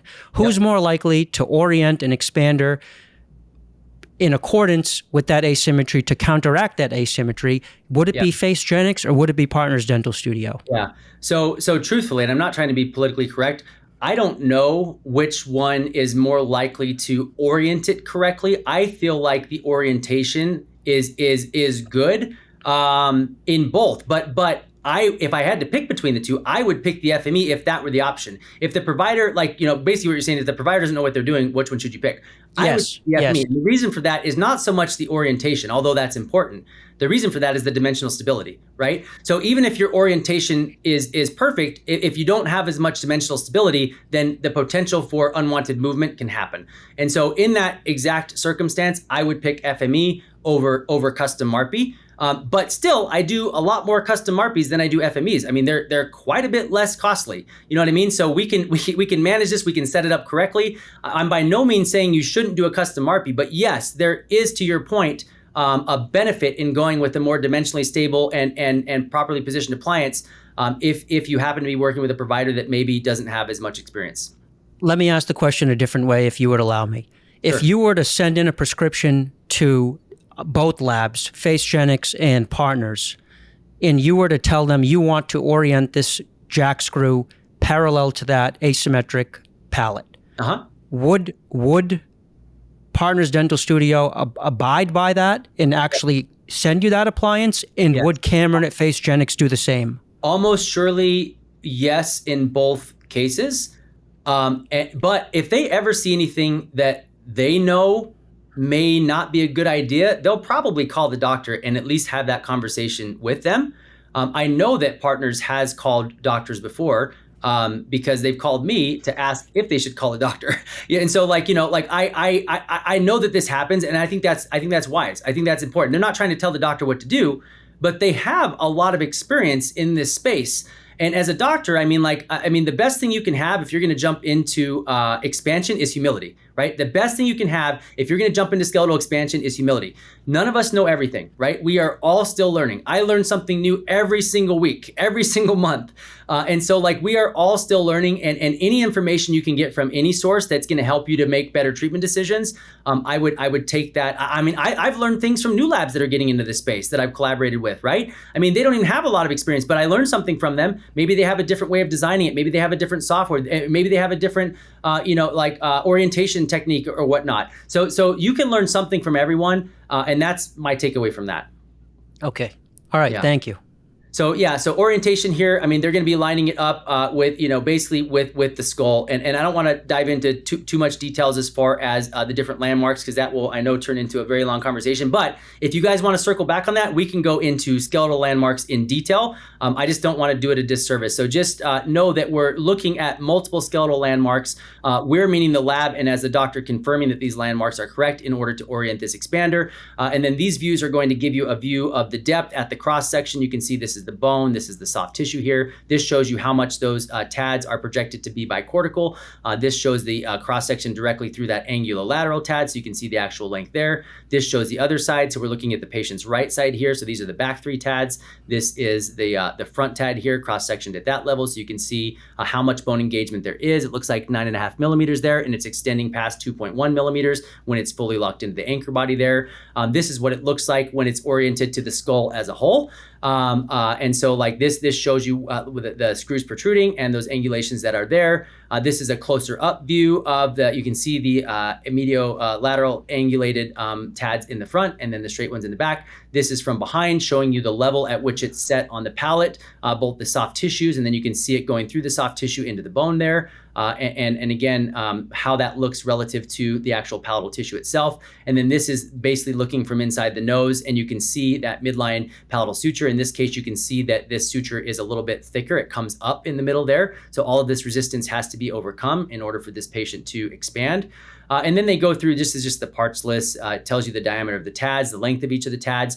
And then what it does is it goes through each and every TAD, and it shows you 3 different cross sections of that TAD. So you can look at these in as much painstaking detail as you want. It's going to go through each 8 or 10. And at the end of the day, if you plan this out right, when you get the expander and you place it in the mouth, it should look pretty darn similar to how it did on the setup there. So that's the goal. Mm-hmm. Mm-hmm. All right. Okay, so and obviously you have the surgical guide to make sure that you get it dead on, yes. right? And that's not shown here, but yes, I mean, we can go, if we want to go through, we can do a whole nother thing on placing anchor bodies and the surgical guides and the steps that are involved and locking the heads in the TADs and placing the screws over top of that. Yes, there are multiple steps involved in the actual delivery of the FME appliance that ensures what you planned actually ends up in the mouth where you planned it. But yes, at the end of the day, through all of those systems in planning and execution, you should have an FME that's right where you planned it. All right. So it should when people say, well, when people say, why not just do an armless custom MARPE? What I say is, well, how the hell do you place an armless custom MARPE if you don't have arms going to the teeth to orient it, because the custom MARPE doesn't have a surgical guide? Right. Yeah. So that's exactly correct. And you can place a custom MARPE with some type of Essex or guided splint. They can make those for you if you want to. But I feel like the teeth do actually provide a level of dimensional stability as well, in addition to the TADs, right? Because you're connecting to hopefully the same amount of teeth on the right and the left side, approximately the same AP distance, right and left. So that should provide some additional dimensional stability while you're attached to them. I know you're not going to be attached to them the whole time, but at least while you're overcoming that initial midline resistance, in my opinion, that can help, especially with a type of expander that doesn't have inherent, dimensional rotational stability to begin with. Okay, but that's an argument as to why arms are actually useful, not an argument as to how you can get away with doing a custom MARPE without arms. Right. Right, that's correct. But just know that you can, if you wanted to, you can do a custom MARPE without arms. And there's multiple ways to do it. Some people place the TADs, they do it a lot in Europe. The benefit system is a popular one. You can look that up. But basically, you place the TADs first, and then you scan, and then the appliance is made over top of those TADs, and then you deliver that in the mouth. So there's multiple ways that you can do a non-Tooth-Borne MARPE besides Facegenics. So that's not impossible. But for the reasons I just talked to you about, like I choose not to do non-Tooth-Borne expanders in general. Occasionally, I will do an MSE that is not Tooth-Borne, or that I use the teeth to place and then immediately cut the arms when I have severe dental tipping already, and I know I just need to move the bones out. And again, it's in a teenager where the risk of asymmetric expansion is much lower. So I probably do, I don't know, maybe a few of those a year. Got it. Yeah. Okay, perfect. So let's wrap up, because I do want to talk about the FME Pro, and I'm sure people are interested. And for many people, this will probably be their first look at it. So I just want to point out a few of the design features. So FME 4.5, I mentioned, added this plate that goes over top of this anchor body. So before, it's set into the anchor body. FME 4.5, now it goes on top of the anchor body. FME Pro, they are now adding basically a sleeve to lock it in both the outside and the inside, as you'll soon see, of the anchor body. So now you have this screw basically having rigid metal pieces that extend past the flange of the anchor body on both the outside and the inside of the FME, again, to hopefully provide the most stability of expansion possible so that those anchor bodies cannot move except for parallel to each other, like we showed in those ideal animations. And so this is another look at that here. Here is the screw, and you can see the portion of the FME screw itself that is extending onto the lingual side or the medial side of the anchor body here. So you have this on the inside, and you have those little arms here, or these little wraparound design here on the outside. And the idea is this is locked onto those anchor bodies, and again, adding 2 more layers of dimensional stability to where this has to fail and this has to fail in order for the dimensional stability to be lost. Now, can it fail? I don't know. That's why it's only FME Pro. It's not FME Pro Max. I'm not sure, but likely there will be a patient it fails on. And then what's going to happen is, okay, we're going to go back and we're going to look, well, where did it fail? And then again, maybe they'll redesign it again with hopefully even more dimensional stability. So any questions on that? Yeah, I think that we made it, Ron. We made it. So any questions on that? And then I can wrap you up with some ways if people want to stay in touch. Yes. My question is, I guess I'm having a hard time visualizing how the FME Pro is an upgrade. I'm having a hard time orienting myself around what exactly is going on with it. Can you maybe try explaining it to me like I'm a fourth grader? Okay, yeah. So first off, we're looking right here at the anchor body. So here are the anchor body. Let's see. The pink is the anchor bodies, and the blue is the screw that goes on top of it. I think the biggest challenge is I don't have a picture of just the anchor bodies so you can see what they look like before the screw is placed on it. But if you can imagine this this little piece being gone, and you could just see the pink piece underneath, it's basically a piece of metal here and a piece of metal here. And then this screw kind of sets into it, okay? And this is an FME 4.5. So that FME 4.5 screw sets into these 2 anchor bodies. So it's a separate piece, and it has separate screws, and it screws not into the pallet, but it screws into those 2 anchor body metal pieces. So these are screws that go into the pallet that traverse through the anchor body here. These screws screw this FME piece onto the anchor body here. So what you'll see in the FME 4.5, there is no extension past the anchor body. I can't really blow it up, but this is the FME screw. The anchor body's right here. They are flush. So this does not overlap at all. It sits on top of it, okay? So basically when we get to FME Pro, what we're seeing here is now, instead of sitting flush on top of it, it's still sitting on top of it. This is the screw, this is the anchor body, but we have this added area of metal here that actually goes down and overlaps the outside of the anchor body. So instead of just sitting flat and then sitting inside of the anchor bodies, now this is the outside of the anchor bodies. There's a piece of metal. So if this anchor body were to try to move toward us, like moving out of the screen toward you as you're watching this, these little flanges right here prevent that to some extent from happening. So this blocks it. So if this tries to wobble, for lack of a better description, this helps to decrease the chances that will wobble. Now, if this were like all the way this big, that would decrease the chances even more, right? So, this is a small piece, but that's the idea behind it, is that it overlaps this surface at least to some extent. So if this ever tries to bend, this is like locking it in. It's basically a U. It's like here, and then you go to the inside, and the other side, there's a metal piece too. So it's like a U shape. It's like a U fitting on top of this. So this, really, the idea is that it can't wobble. Does that make sense? So are there specific types of asymmetry that this would prevent?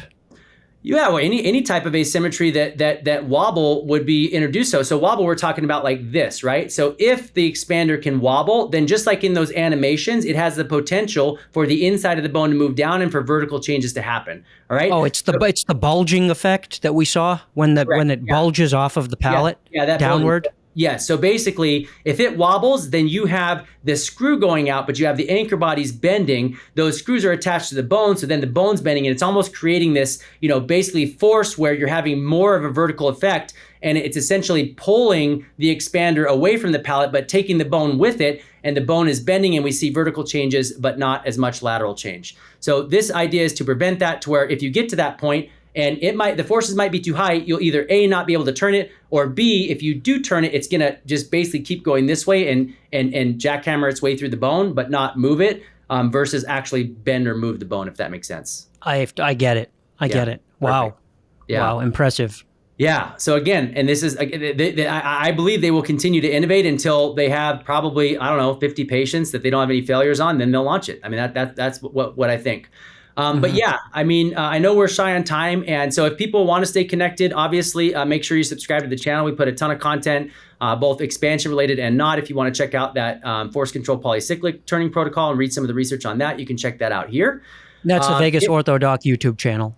Yeah, that's the Vegas OrthoDoc YouTube channel. That's correct. And then this is the Vegas OrthoDoc website. If you have questions about your own case and you want to upload your records onto that site, that is now available. So we've had a number of patients take advantage of that. So you can check that out if you're interested there at vegasorthodoc.com. And how does that work, Doc? That's they submit their information and then they get the pre-recorded video from you, giving them a kind of a download of what's going on with them? That's correct. So basically, they'll send in a CBCT, they'll send in photos, they'll send in a history, they'll send in their concerns. And then I'll dig through everything and send them a video of my thoughts on their case. And if they're a good candidate for X, Y, or Z type of expander, or if they're having trouble with sleep, like maybe offer some solutions that they hadn't thought about yet. And a lot of times it's conservative solutions, doesn't involve expansion at all, just things that, had never been brought to their attention or mentioned to them. So basically, whatever their concerns are, I try to address them to the best of my ability, send them a video back. And then if they want to connect further, we can schedule a live Q&A call where we talk about anything from the video or anything else that you might not have mentioned that you want to talk about. So that's kind of how that works. Got it. Sounds good. Yeah. This is for my practitioners out there, the orthodontists, dentists, oral surgeons, periodontists. Come out and learn more about expansion.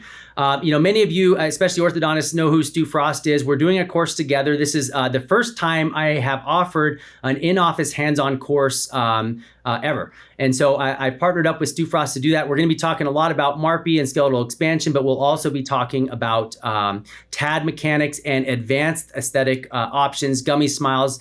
Reverse gummy smiles are what we call undercover smiles, and then creative ways to use TADs to solve other problems. We'll have pig jaws there so you can actually get experience working with a piezo unit and also actually screwing TADs into bone. So a lot of practitioners have never done that, right? So we'll go through all of that and equip you hopefully with as much as possible to put you on your way to success, not only with MARPE, but with TADs. Of course, we have to give a plug for the symposium that's happening in April. And so we are super excited this year. We have a periodontist coming, and then we also have an orthodontist who's well-versed in SFOT coming. So any of our docs out there or other health professionals that want to learn more about the latest and greatest in all things MARPE, SFOT, and research, go ahead and make sure you get signed up. We already Any have, surgeons at this year's conference? So last year we did surgery. This year we're doing perio surgery. So we have actually two periodontists coming. George Mandelaris is coming, and he's going to be talking. He's basically the father of SFOT basically. And so he's going to be coming and talking about that procedure specifically and some of the newer research that hasn't even published yet on it. So we are super excited to have them out. In addition to Rick Robley, he does a ton of MARPE and also SFOT, as do his two boys. They have a course in November, which I'm actually attending myself. Like I say, we are all still learning. So I haven't taken their course yet. So I'm excited to take that in November out in Arkansas. So if you guys want to join me in that, hit them up. And I would love to be there with you to learn with you. And of course, I have an online MARPE course for those of you who have a harder time getting away from the office. You can email info@vegasorthodoc for more information about that. It's about 8 hours of CE there that goes through all the different types of expanders and also kind of airway and expansion physiology, how the diagnosis of it, like how do you diagnose if you even need to expand? How do you decide how much to expand? How do you analyze these records? How do you do 3D superimpositions? We cover it all in that course. You forgot one other thing, Doc, besides the book. We'll get to the book in a sec. You forgot, if people want to talk to you, they can also sign up for the Joint, the JawHacks Joint, the JawHacks coaching portal, where you'll be coming in to do a live event with Joint members sometime in the next 30 days. Yes, I am super excited. I mean, at these events, we get some of the best questions that are asked possible. Let's do it. I'm on the books. Let's schedule it. We get some of the best questions from your listeners that have done such a deep dive in so many different areas. Honestly, sometimes I get better questions at those type of events than I do at Dr. CE events, truthfully. So the Joint is it's a powerful group of people, all extremely highly intelligent, all people that have spoken with me. I also learn from my clients more than I learn from anywhere else. And so what we found so far is that all of the live events in the Joint are the best jaw conversations and airway health conversations that a lot of these people have ever had, and in a unique format, right? Usually people are used to having these sorts of conversations on Discord or on Reddit, where it's just a thread where you don't actually see the people or speak with them synchronously. And in the joint, it's a live video call with people like you, plus a lot of really awesome, highly intelligent, experienced members that have gone through some of these procedures or are thinking of going through them. So yes, it's going to be a great conversation inside the joint when you come in. Amazing. I am super excited. So we will do it.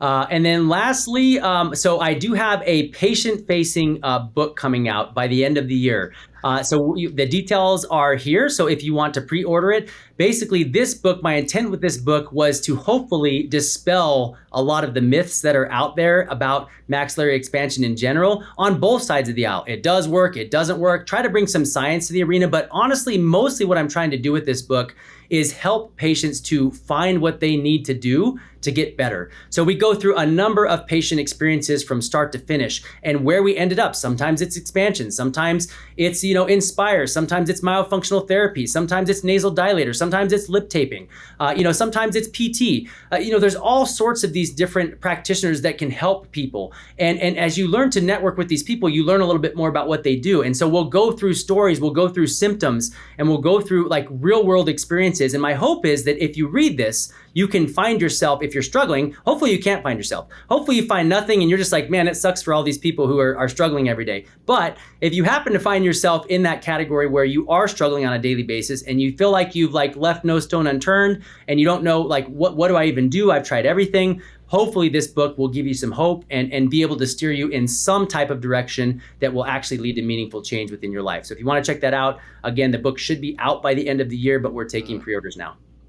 Awesome. Dr. Manuele, thank you so much. Thanks for your time today, and I look forward to the next one.